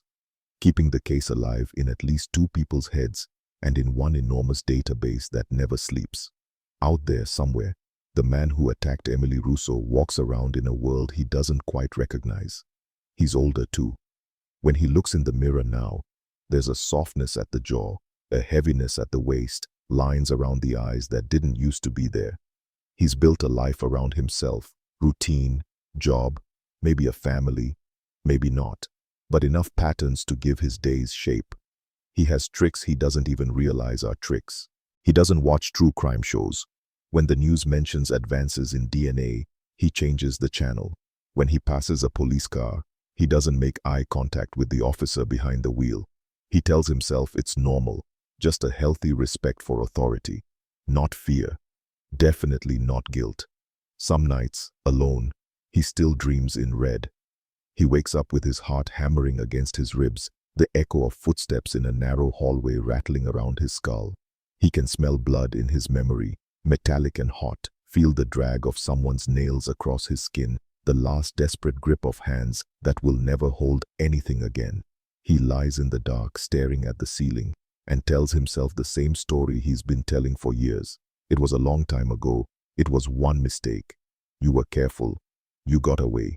He doesn't know that his DNA profile, fragmented, partial, but real, is already sitting on a server in a secure facility, waiting for his name to slide into its orbit. The thing that finally pulls the Russo file out of static isn't dramatic. There's no mysterious stranger walking into the station, no anonymous letter, no deathbed confession. It's a budget meeting. The department gets another round of grant money, earmarked specifically for forensic backlog reduction and cold case resolution efforts. Phrases that sound dry until you realize they translate to, Test more old evidence, run more comparisons, hit the system harder. A new state lab director, ambitious and stubborn, wants numbers to prove his setup works. He reaches out to departments statewide, asking for their best candidates. Cases with existing profiles that might benefit from updated algorithms, deeper comparisons, new out-of-state data now feeding into national systems. Delgado gets the email. She looks over the list of cold cases from their jurisdiction that fit the criteria. Russo's name sits there, side by side with others. Kidnappings, homicides, sexual assaults. A small army of ghosts waiting for their roll call. She doesn't hesitate. She tags Russo as a priority. Why that one? The lab coordinator asks over the phone later, tone curious, not challenging. Delgado looks over at Kincaid's empty desk. He's not there that week. Mandatory vacation time he didn't really want to take. Because we owe her, she says. And we've got a partial profile that's been sitting in CODIS for years. If your system is as good as you say it is, let's see if it can do what the old one couldn't. The coordinator laughs softly. You detectives, always tying our performance reviews to your ghosts. Your ghosts too, Delgado replies. You just haven't met them yet.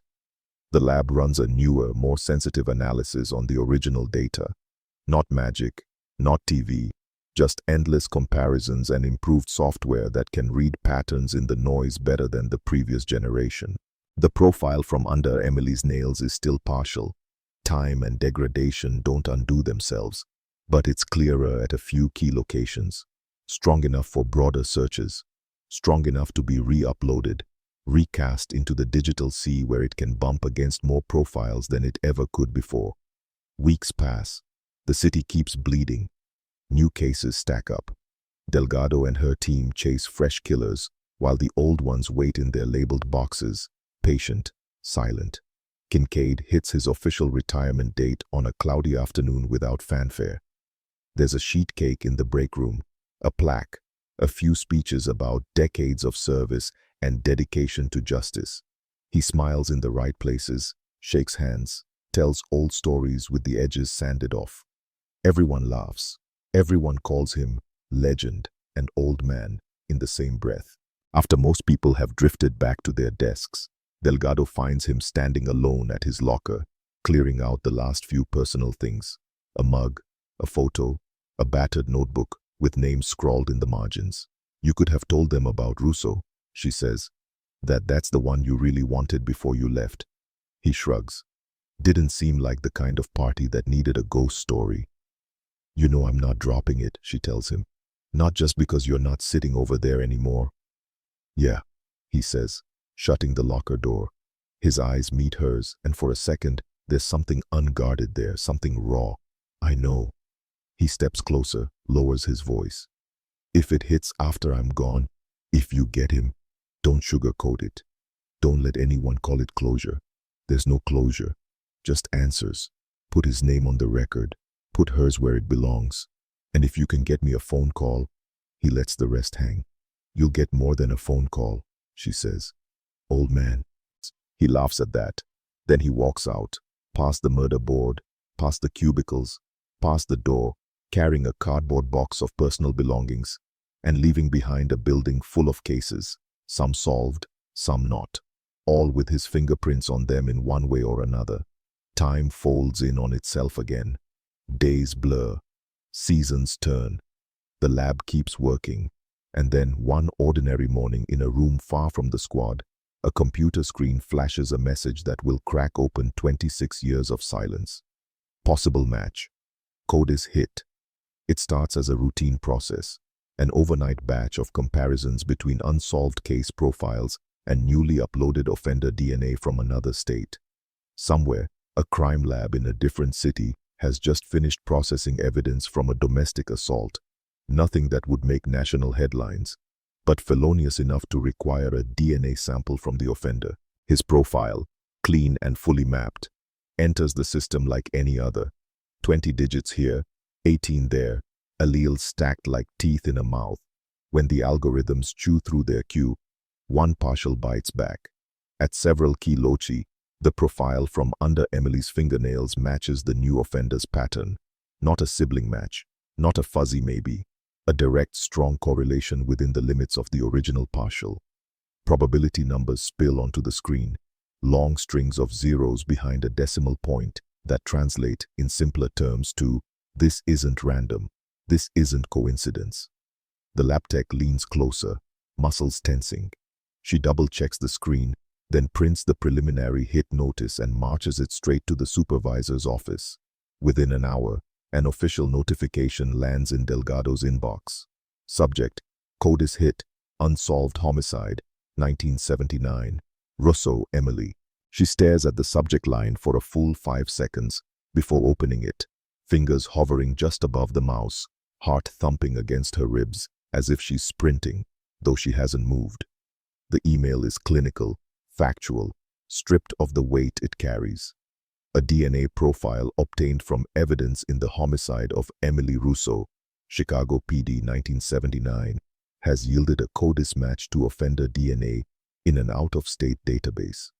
The offender is identified as, she reads the name once, then again. It's nothing dramatic, no notorious serial killer, no headline-making predator, just a man. A bland, forgettable name attached to a face she doesn't know yet, a life she hasn't seen. Offense listed, domestic assault.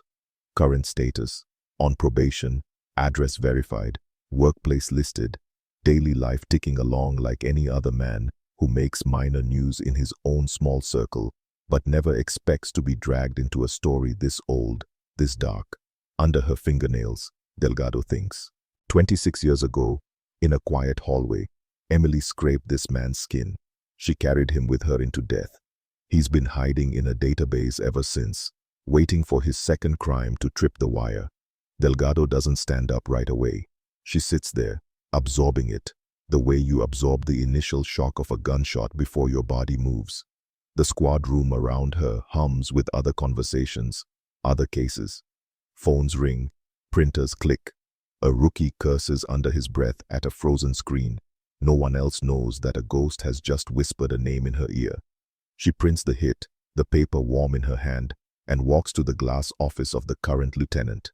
She doesn't knock with hesitation. "We got a thing," she says, dropping the printout on the desk. "On Russo."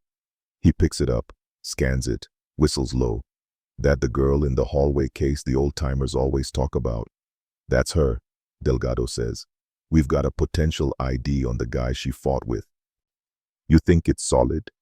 "I think it's the first real name we've ever had," she answers. "And I think it's time we go find him." Out in the city, unaware that his life has just been split cleanly into before and after, the man from the email goes about his day, drinks his coffee, checks his watch, maybe sends a text, maybe complains about traffic. He has no idea that somewhere, a detective is pinning his name next to a photograph of a young woman taken in 1979, fixing them together with a piece of red string that might as well be a noose. For 26 years, he has lived under the illusion that the past is buried. He's about to learn that some graves don't stay quiet. The man's name sits in the middle of the page, black ink on white paper, perfectly ordinary. That's the first unsettling thing about him. In the stories, killers have names that sound sharp, names you remember. Out here in the real world, they can be anyone.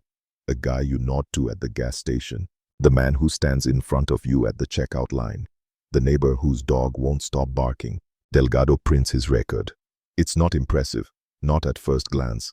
A couple of misdemeanors in his 20s, bar fights, disorderly conduct, then a long stretch of nothing. Then 2 years ago, a domestic assault in a different state. He pled down, got probation, mandatory anger management classes, a note on his file that says, "Cooperative with authorities," like that erases the bruises he left on someone else's skin. She stares at the dates. Born in 1956, 23 in 1979, old enough to follow a woman into a hallway and drag a knife across her throat. She pulls his booking photo from the domestic case. His hair's thinner now, the jaw softer, but something in the eyes catches her. Flat, assessing, a kind of dull alertness she's seen before in men who like to control the temperature of every room they walk into. He doesn't look scared. He looks mildly inconvenienced. She prints that too and clips it to the Russo file, right next to the grainy photograph of Emily taken from her personnel file at the law firm, the one where she's half smiling, like the photographer caught her mid-thought.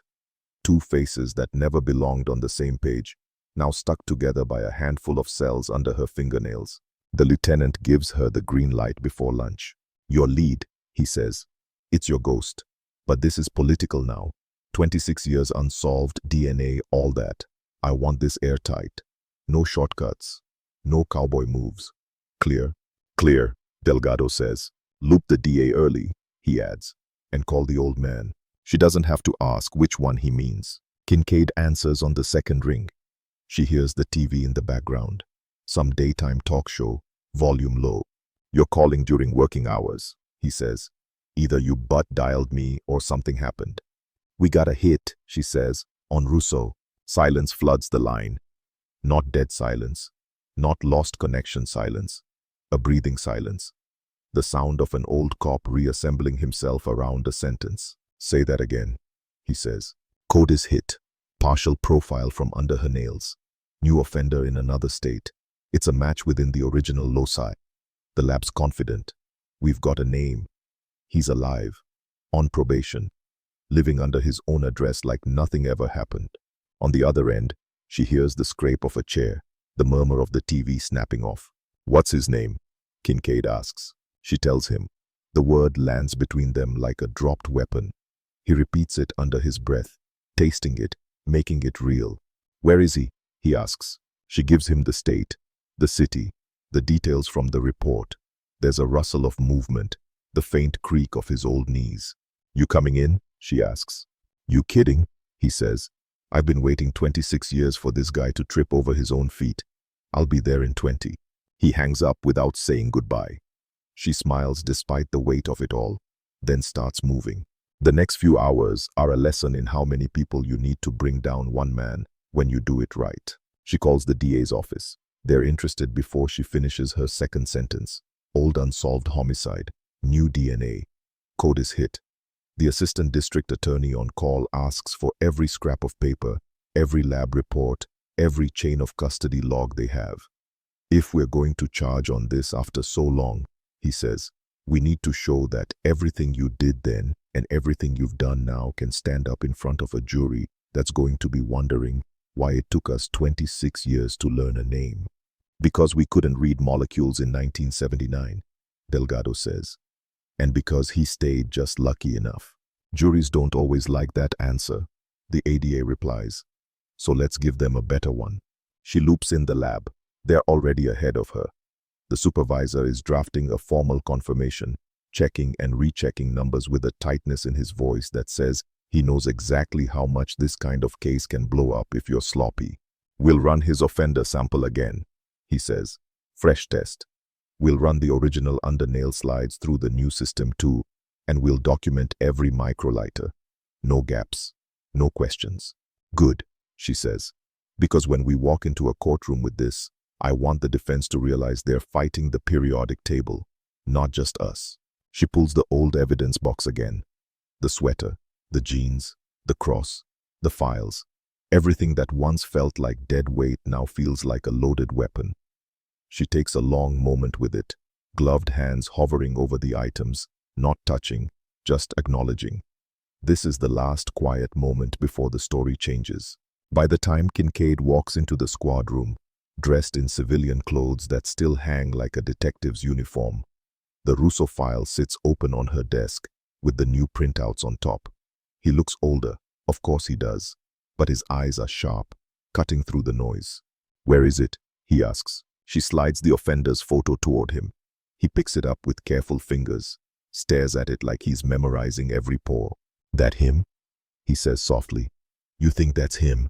I think the odds that someone else with his DNA tried to claw his way out of her grip in 1979 are about 1 in several trillion, she says. Yeah, I think that's him.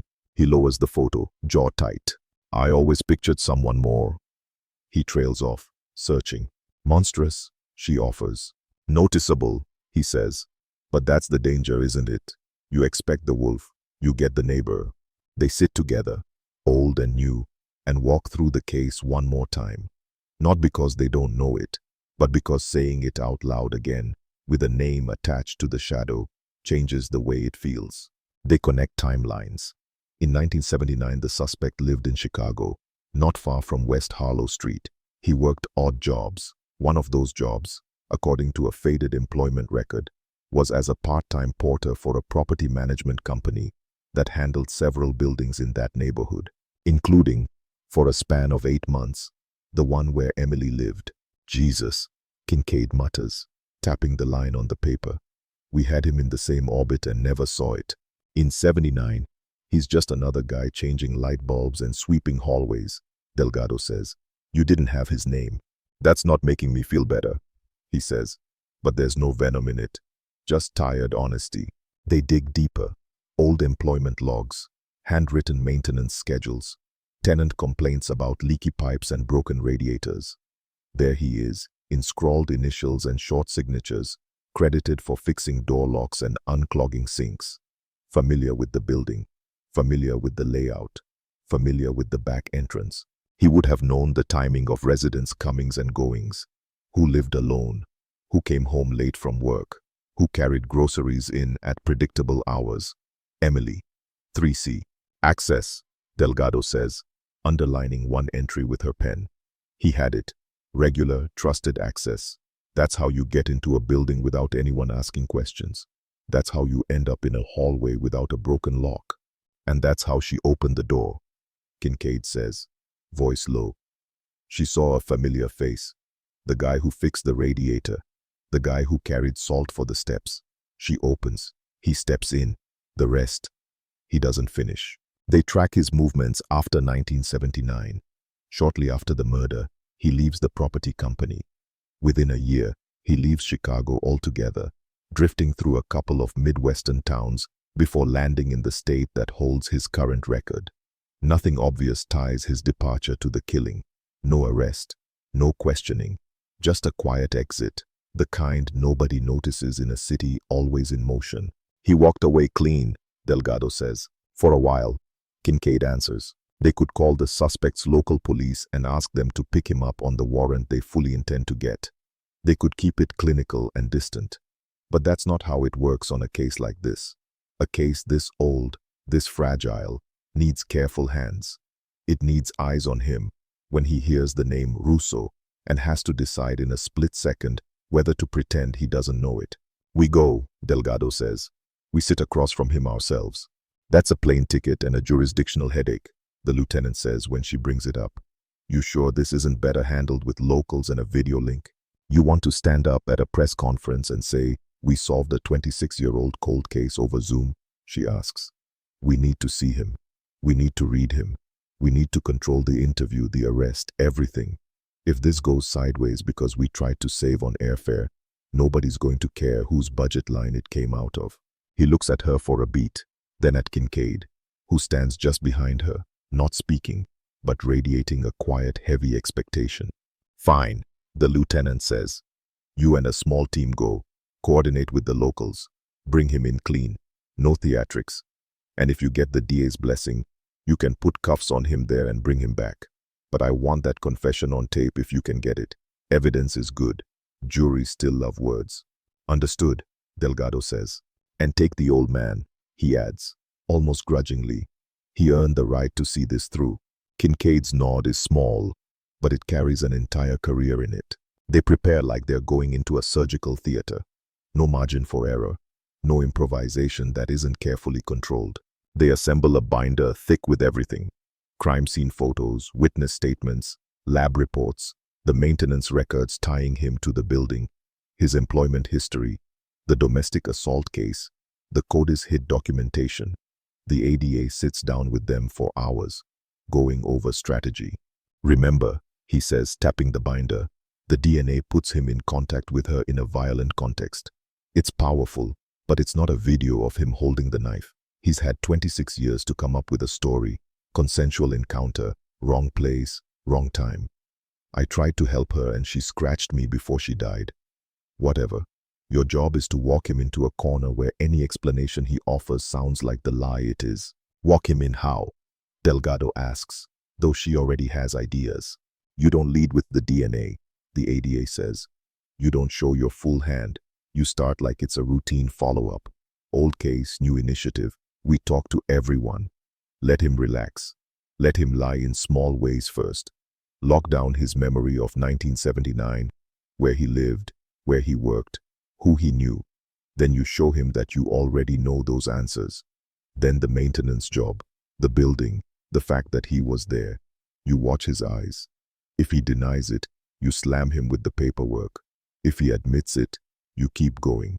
Then the victim's name. See what his face does when you say, Emily Russo. And the DNA? Kincaid asks. Last, the ADA says. When he thinks he's outsmarted you, when he thinks his story might fly, then you tell him that the woman he thought he left in that hallway took a piece of him with her, and we can read it now. You shut the door with it. If you're lucky, that's when he breaks. If he doesn't, you still have the science. They book plane tickets. Quiet, no fanfare. Just two detectives and a case file that weighs more than their luggage. The night before they leave, Delgado sits alone at her kitchen table, binder open, photos spread out. Emily's face, the hallway, the black and white shot of her body at the scene, the angle that always makes her chest tighten. She drags her fingers over the edge of the images, not touching the ink, just the paper. What do you want? She whispers to the empty room. A confession? His name in a headline? His face in a cell? All of it. She thinks about Emily's parents, long gone now, buried without ever knowing who stole their daughter from them. About the brother who called less and less often over the years, the way his voice hardened, grief calcifying into something bitter. He's still alive, living in another state. She called him earlier that day. We have a suspect, she'd said. A DNA match. We're going to him. There had been a long silence, the sound of someone trying to unwrap decades in a single breath. Is it real this time? He'd asked. We've had people call us before. Reporters. Nuts. They say they know things. They don't. They just want something. It's real, she'd said. We can't promise a conviction yet. We can't promise the ending. But for the first time, we have a name that isn't just a theory. Then go get him, he'd said. His voice broke on the last word. Please. Now, in the quiet hum of her kitchen, that please hangs in the air like a commandment. Across town, in a smaller, dimmer apartment, Kincaid sits at his own table with nothing in front of him but a bottle of beer he isn't drinking. He stares at the wall, but he's not seeing it. He's seeing a hallway carpet, a bare foot, a silver cross on a snapped chain. He's imagined this moment so many times in so many different shapes that the reality of a plane ticket and a printed name feels almost unreal. He half expects the phone to ring with the lab saying it was a mistake, a contamination, a fluke. That would fit the pattern he's come to expect after decades of chasing ghosts. The phone stays silent. He finally takes a sip of the beer. It tastes flat, old. He sets it down and mutters into the empty air. We're coming, Emily. Took us long enough, but we're coming.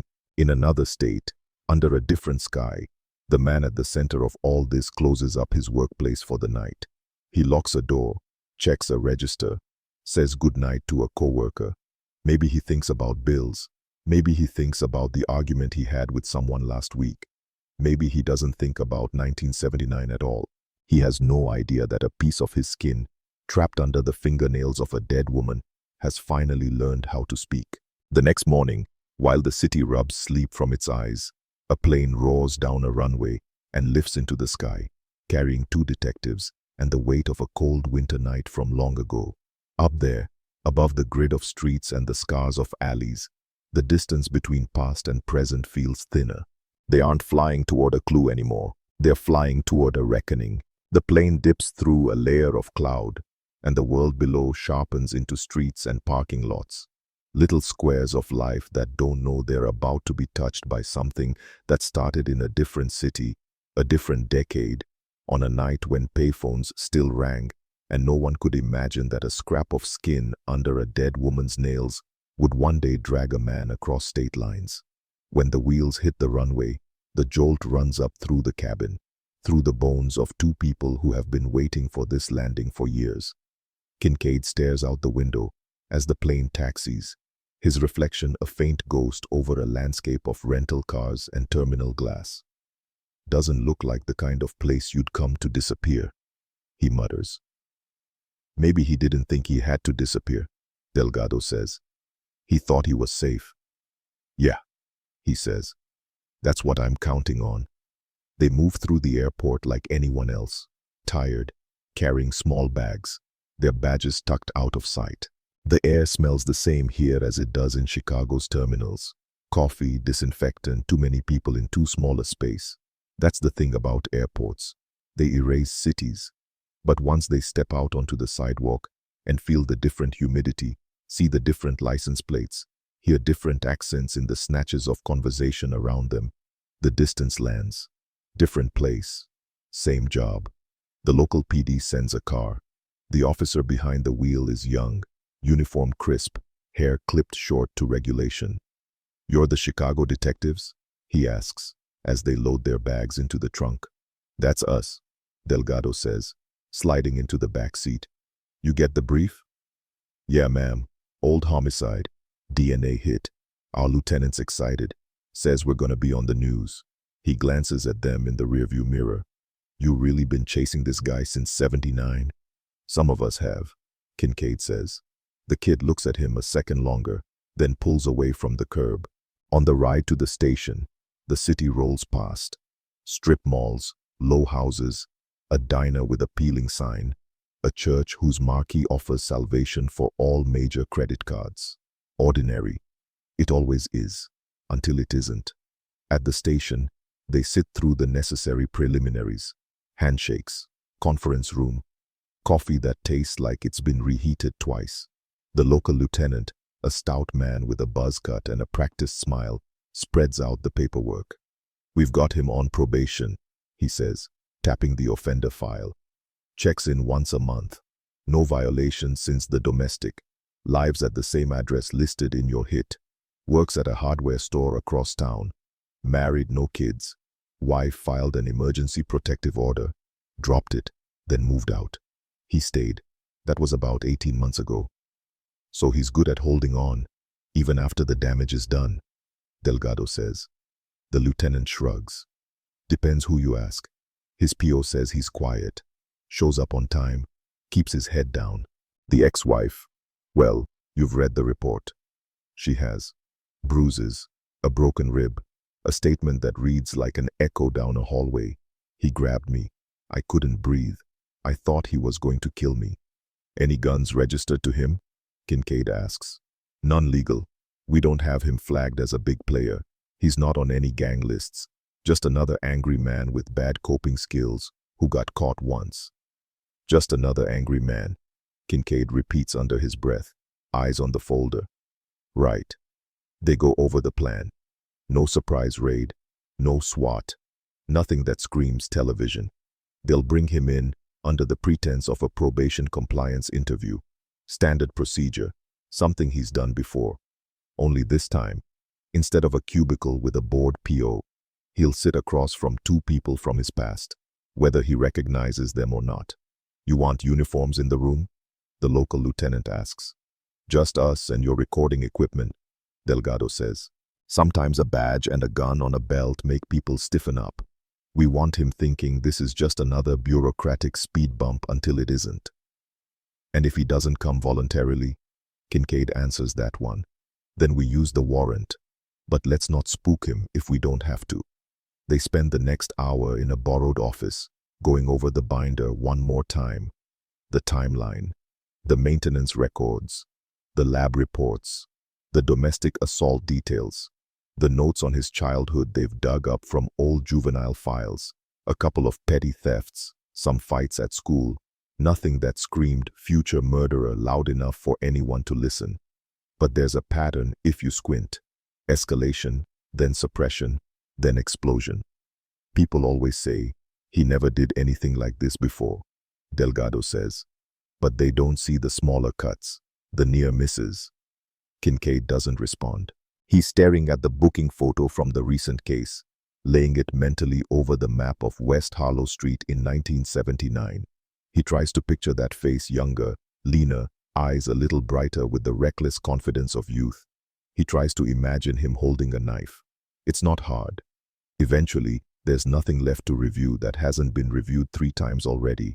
The local PO calls to confirm. The man is on schedule to come in that afternoon. No excuses, no delays. Last chance to back out, Delgado says lightly, looking at Kincaid. He snorts. If I stroke out in the interview room, you better prop me up in the corner. I'm not missing his face when he hears her name. When the time comes, the interview room is exactly like every interview room in every station across the country. Neutral walls, bolted table, 2 chairs on one side, 1 on the other, camera eye glinting from the corner like a silent witness. It smells like old coffee, fear, sweat, and cleaning agents. Nobody ever repaints these rooms. They just layer questions and confessions over the same 4 walls until the air feels thick with ghosts. Delgado and Kincaid sit side by side. The recorder is on. A red light blinks. Ready? She asks. Been ready since '79, he says. The door opens. A uniformed officer steps in first, a polite escort. Behind him, the man from the photograph. He looks smaller in person, not physically. He's average height, average build, workman's shoulders under a cheap button-down, but in presence. The kind of man you forget as soon as he leaves a room. Hair thinning, cut short, lines around the mouth, a faint scar near his chin that isn't in the old records, something acquired in the intervening years. His eyes are a washed-out blue, scanning the room with quick, assessing flicks before he sits. He glances at the camera, then at them. There's curiosity there, wariness, not fear, not yet. You can have a seat right there, the officer says, gesturing to the single chair. These detectives just want to ask you a few questions. Routine.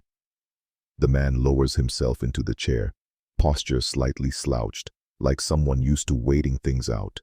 Hands on the table, fingers loosely laced. He looks at Delgado, then at Kincaid. You're not my probation officer, he says. No, Delgado replies. We're not.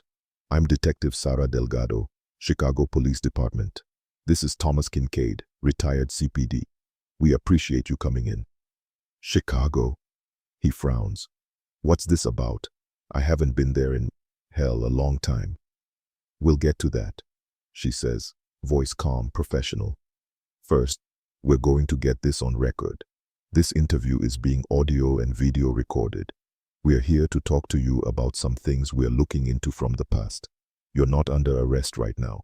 You came here voluntarily, and you're free to leave if you want. But we're hoping you'll stay and clear some things up, okay? He shifts in his seat, a tiny adjustment. Do I need a lawyer? That's up to you, she says. If at any point you want to stop and get one, you can. For now, we're just asking you about your own life. Places you've lived, jobs you've had, that kind of thing. He considers this. There's a flicker, ego pricked by the idea that his life is interesting enough for detectives from another state to fly out and ask about it. He shrugs. Okay, he says. I can talk. State your full name for the record, please, she says. He does. The same name that sits on the CODIS hit, the domestic assault file, the old maintenance logs buried in dusty boxes, spoken now into a room that has been waiting for it without knowing. How old are you? She asks. He answers. Mid-40s now. Old enough to have accumulated regrets, not old enough to hide behind frailty. You were born and raised in Chicago, correct? Yeah, South Side, South. How long did you live there? He thinks. Early 30s, I guess. Moved around a bit before I left the state. Worked different jobs while you were there? She asks.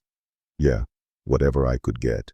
Warehouse, kitchens, maintenance for a while. He squints. What is this? You FBI or something? Some background check from way back? Just trying to get a clear picture, Delgado says smoothly.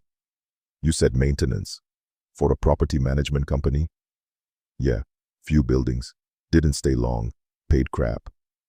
Do you remember the company name? He shrugs. No, that was a long time ago. She nods, as if that's reasonable, though she has the name printed on the paper in front of her. Nothing in her face betrays it. You did maintenance on the northwest side, right? She continues. Couple of buildings near West Harlow Street. The name of the street lands like a pebble dropped into a still pond. Tiny ripples. His fingers twitch against each other. His gaze flicks, just a fraction, to Kincaid, then back to her. I don't remember street names from back then, he says. You're talking about 20-odd years ago. I went where they told me to go. You'd go into the buildings, fix things, talk to tenants. Sometimes. Alone. Most of the time, he says. Why? Someone complaining I didn't fix their toilet? Kincaid lets out a small, humorless breath that might be mistaken for a chuckle. If only. The suspect frowns. What's your deal, old man? My deal is that I've been reading about your younger years longer than you've been trying to forget them, Kincaid says, voice even. So humor us a bit. Think back.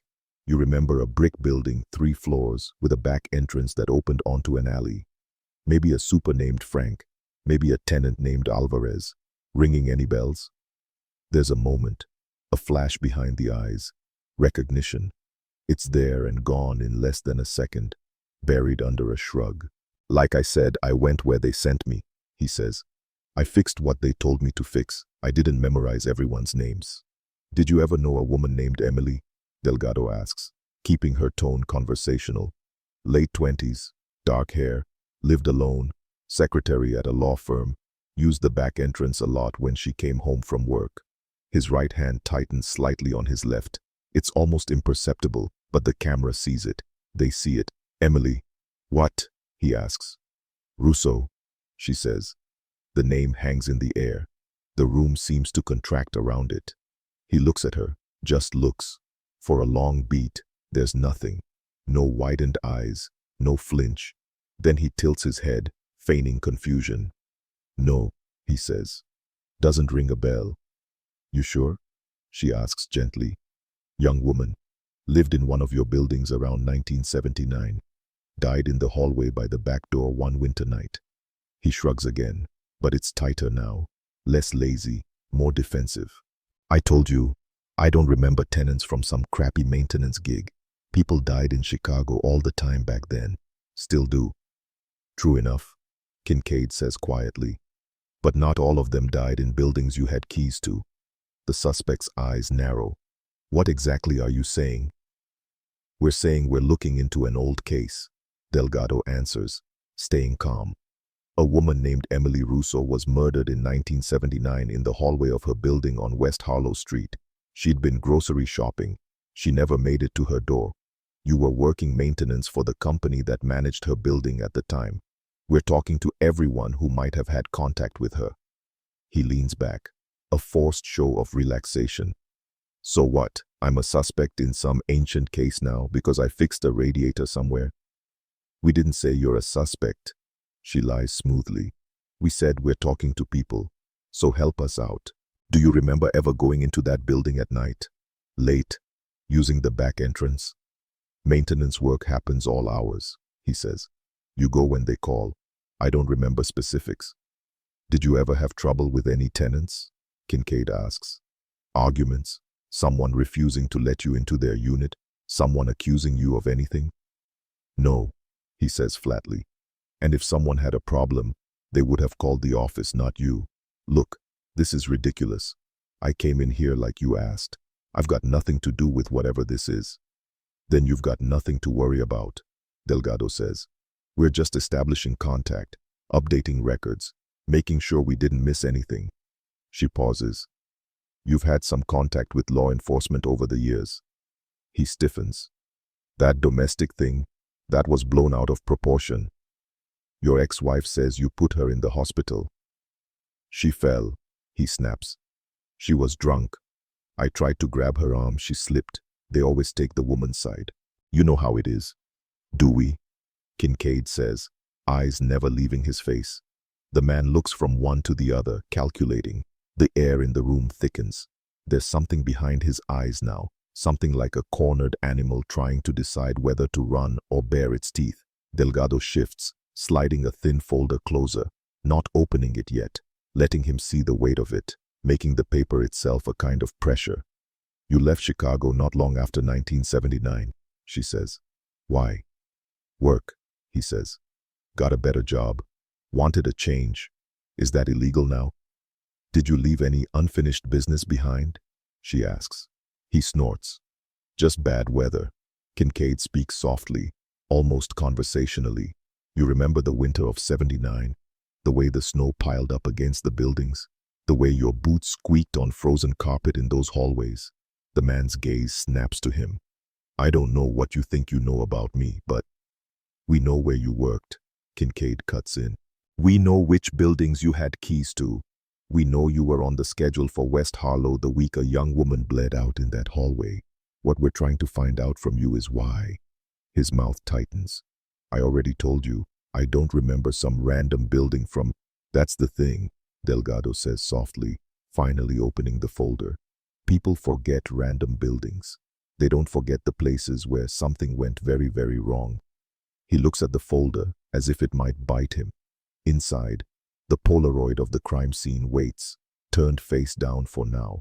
The lab reports wait. And near the top, a single sheet that isn't paper, but might as well be a confession written in a language he can't read. Numbers, markers, allele designations, DNA. He doesn't know it's there yet. He doesn't know that under the fluorescent light, under the lenses, under the cotton and tape and time, the past has already crawled out of its grave and curled itself around his name. He just knows his palms are starting to sweat against the table, and for the first time since he walked in, his heart rate ticks upward, as if some old buried animal inside him has finally opened its eyes and realized the hunt he thought he outran is standing right in front of him, smiling politely, asking about 1979. The silence in the room sharpens, stretching thin. You can almost hear his pulse in it, thudding under the table. Delgado doesn't rush. She lets it breathe, lets the weight of what hasn't been said yet press down. You know what's funny about old cases? She says finally, tone almost casual. People think time is on their side. They think the longer they stay quiet, the safer they are. Maybe that was true once. In '79, you could walk away from a hallway and all we had were Polaroids and bad memories. She taps the folder with one finger. But time doesn't just erase things. Sometimes it sharpens them. He forces a crooked smile. Is that your speech? You rehearsed that on the plane? Kincaid leans forward just enough to make the movement noticeable.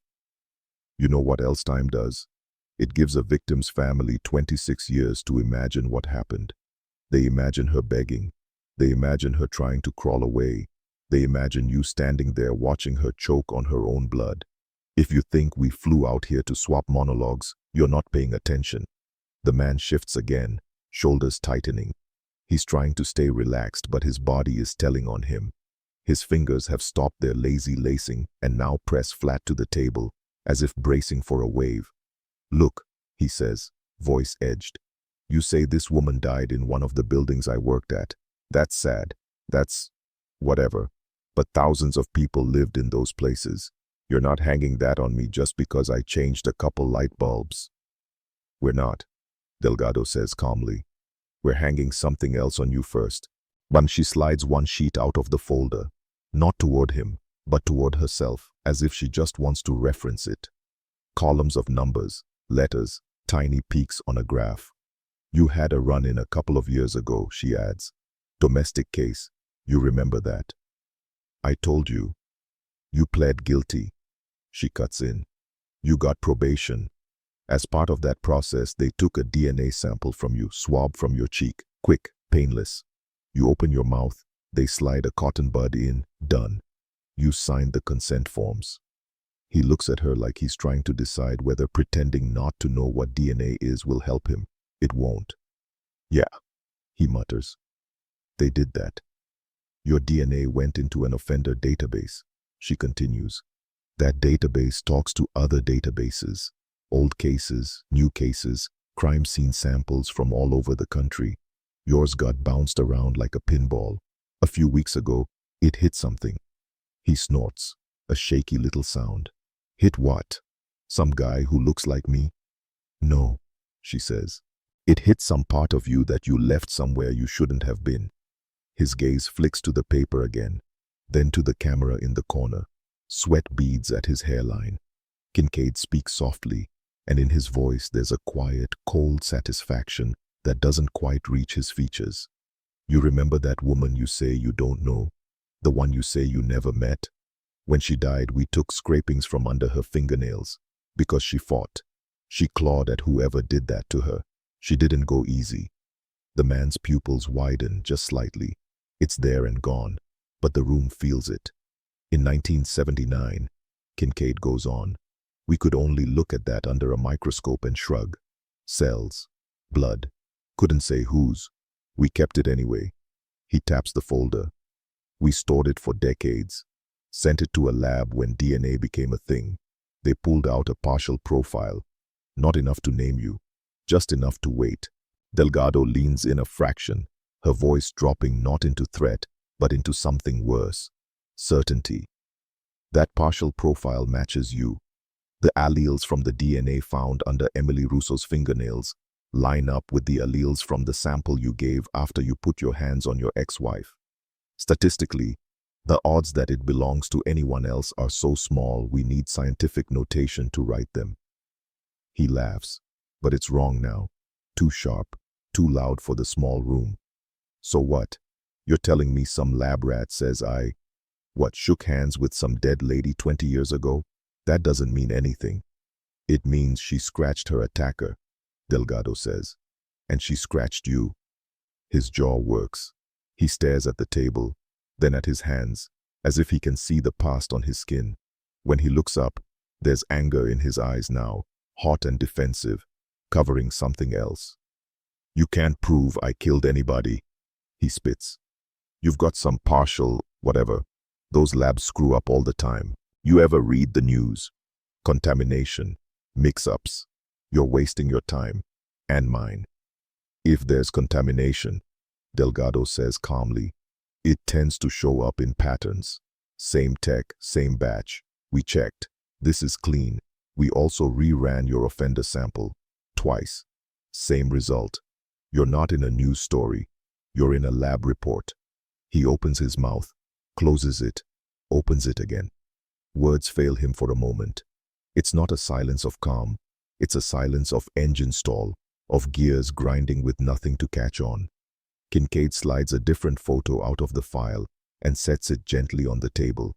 Image up this time. It's a black and white shot, edges curled by age. Emily in the hallway. The blood is gray, but you can still see how much there is. Her hair fans out. One hand is outstretched toward the door. The bare foot. The man flinches. It's small, but it's there. A recoil. An involuntary jerk of the shoulders, as if the picture is a physical thing thrown at him. That's what you did, Kincaid says. No raised voice. No theatrics. Just the flat delivery of a fact. You remember it or not, this is yours. He tries to look away, but his eyes keep darting back to the picture, like they're stuck. You don't know that, he mutters. You're just making a story out of numbers. Delgado watches him, calculating. Okay, she says. Let's say for a second that we forget the word murderer. Let's say we wipe this board clean. All we have is a question. How did your DNA get under the fingernails of a woman who died clawing at her attacker in a building you had keys to? He shrugs, but the move is stiff. Maybe I was there that night. Maybe I tried to help. Maybe she grabbed me. People were panicking, I don't remember. You were never in any of the reports as a witness, she says. No one saw you. You didn't call 911. Your name isn't anywhere in the original investigation. Cops miss things, he snaps. You said it yourself. It was 79. Maybe the super never wrote my name down. Maybe your guy forgot to put me in the file. Kincaid leans an elbow on the table. If you'd arrived first, if you'd tried to help a bleeding woman in a hallway, you'd remember, and you would have told someone. You would have called an ambulance. You didn't, because you weren't there as a good Samaritan. You were there with a knife. His face darkens. You're putting words in my mouth. No, Delgado says softly. We're giving you a chance to put some in your own before a jury does it for you. He goes still. That word, jury, lands differently. You can see him suddenly leap ahead, imagining a courtroom, a judge, his name in a charge sheet with murder next to it. For the first time, there's a hint of fear peeking out from behind the anger. You want to know what I think happened? Delgado continues, not giving him room to regain control. I think you knew that building. You knew who lived there. You knew who came home alone at night. Maybe you watched her for a while. Nice girl, quiet, predictable. Maybe you liked the way she looked when she carried her groceries, keys in her hand, tired, distracted. One night, you waited in the stairwell by the back door. She came up, juggling bags, thinking about nothing more dangerous than spaghetti. She saw you and didn't scream because you were familiar. Maintenance guy, the one who fixed the radiator. You said something that made her turn away from her door. Then you grabbed her. He shakes his head, but he doesn't interrupt. His knuckles are white now. You covered her mouth. Delgado goes on, her voice even, each sentence a brick. You pushed her into the wall hard enough to chip the paint. You dragged the knife across her throat. She fought you. She got her hands up. She clawed at your face, your neck, your arms. That's when she took pieces of you with her. That's when your DNA got under her nails. Not because you helped, because you hurt. Stop, he says. But it's too soft, more like a plea than a command. And when she fell, Kincaid says quietly, you stepped over her. You wiped your hands on her sweater, maybe on your pants. You picked up your knife, and you walked down those stairs and out the back door. You went home. You washed up. Maybe your hands shook that night. Maybe you had to drink to sleep, but the next day you went to work like nothing happened. He slams his palm on the table, sudden, loud. The camera catches the jolt. You don't know that, he shouts. You don't know what I did that night. His breath is coming harder now. That last sentence hangs in the air, naked. Delgado lifts her brows. So you do remember that night. He freezes. It's as if someone hit pause. The flush rises in his neck. He realizes what he just said, the way the words framed themselves. Not I wasn't there, not I didn't do it, but you don't know what I did. That's not what he starts. It's exactly what you said. Kincaid cuts in. And you're right. We don't know every second. That's why we're here. You want to fill in the blanks? This is the time. Because right now, all we have is a murdered woman, your job in her building, your sudden exit from the city, your history of violence against women, and her fingernails holding on to you for 26 years. He looks between them, trapped. You can see the calculations in his eyes, frantic. Option A, keep denying, claim coincidence, claim lab error. Option B, admit some contact, spin it as something else, consensual, accidental, misunderstood. Both roads are landmines. He's smart enough, or at least cagey enough, to know that. Maybe, he swallows, trying to soften his tone. Maybe I did see her once. Maybe I flirted, okay? Guys did that. Maybe we fooled around a little, and she got rough, scratched me. That doesn't make me a killer. That just makes me a guy who made a mistake. According to every person we interviewed back then, Delgado says, voice flat. Emily kept to herself. No boyfriend, no random hookups with the maintenance guy. That's not who she was. And even if she had decided to fool around, explain to me how a little rough play in a hallway results in a wound that nearly decapitates her. He points at the photo, not looking at it. You're the one saying that. I wasn't there when that happened. You just told us she scratched you, Kincaid says. That puts you there during a struggle. You can't have it both ways. Either the DNA is a coincidence, which is statistically absurd, or you were close enough for her to get her nails into you. Which is it? His eyes dart to the door. The room seems smaller now, the air thicker. His shoulders rise and fall with each breath. You're twisting my words, he says finally. I don't like this. I don't like where this is going. Where this is going, Delgado says. is where it should have gone in 1979. We're not interested in making you like it. He leans back, trying for nonchalance, and landing somewhere between defiance and panic. You got your little science trick. Good for you. But I'm not saying another word without a lawyer. We're done. There it is. The line. The wall slams down. Delgado nods once, no surprise in her eyes. Okay, she says. That's your right. For the record, you're invoking your right to counsel and wish to terminate the interview? Yes, he snaps. You heard me. The red light on the recorder keeps blinking. The camera keeps watching. The silence that follows isn't empty. It's packed with everything he didn't say, everything he almost said, everything his body already has. She stands. So does Kincaid, more slowly. Then we're done talking, she says. For now. He looks up sharply. What's that supposed to mean? It means, Kincaid says, pulling a folded document from his pocket, that this part of your day is over, and the next part is beginning. He unfolds the paper, smooths it on the table. It bears signatures, seals, the dense script of law.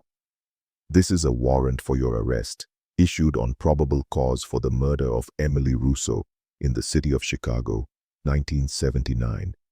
You're no longer here voluntarily. Stand up. For a heartbeat, the man doesn't move. It's as if his brain refuses the input. Then the reality sinks in. His chair scrapes back as he lurches to his feet. You can't be serious, he says. You can't drag me across the country for something that old. There's no proof. There's just your story and some lab crap. Lab crap and your DNA, Delgado says. And your own words, on tape, putting yourself in that building and in contact with her. That's more than we had yesterday. Put your hands behind your back. A uniformed officer steps in, as if summoned by the weight of the warrant. The man looks at him, at the cuffs, at the door, at the photo on the table of a woman lying in a pool of gray blood. For a second, something flashes across his face. Not guilt exactly, but a realization that the story he's been telling himself for 26 years has finally hit a wall. I didn't mean to, he starts, voice cracking, then clamps his mouth shut. Delgado hears it. So does the camera. So will any jury. The beginning of a sentence that never gets finished. The most honest thing he's said so far. The cuffs click around his wrists. The sound is small and final. You have the right to remain silent. The officer begins, voice steady, reciting the familiar litany. Anything you say can and will be used against you in a court of law. The man stares straight ahead, jaw clenched, as if he can outstare his own reflection in the one-way glass.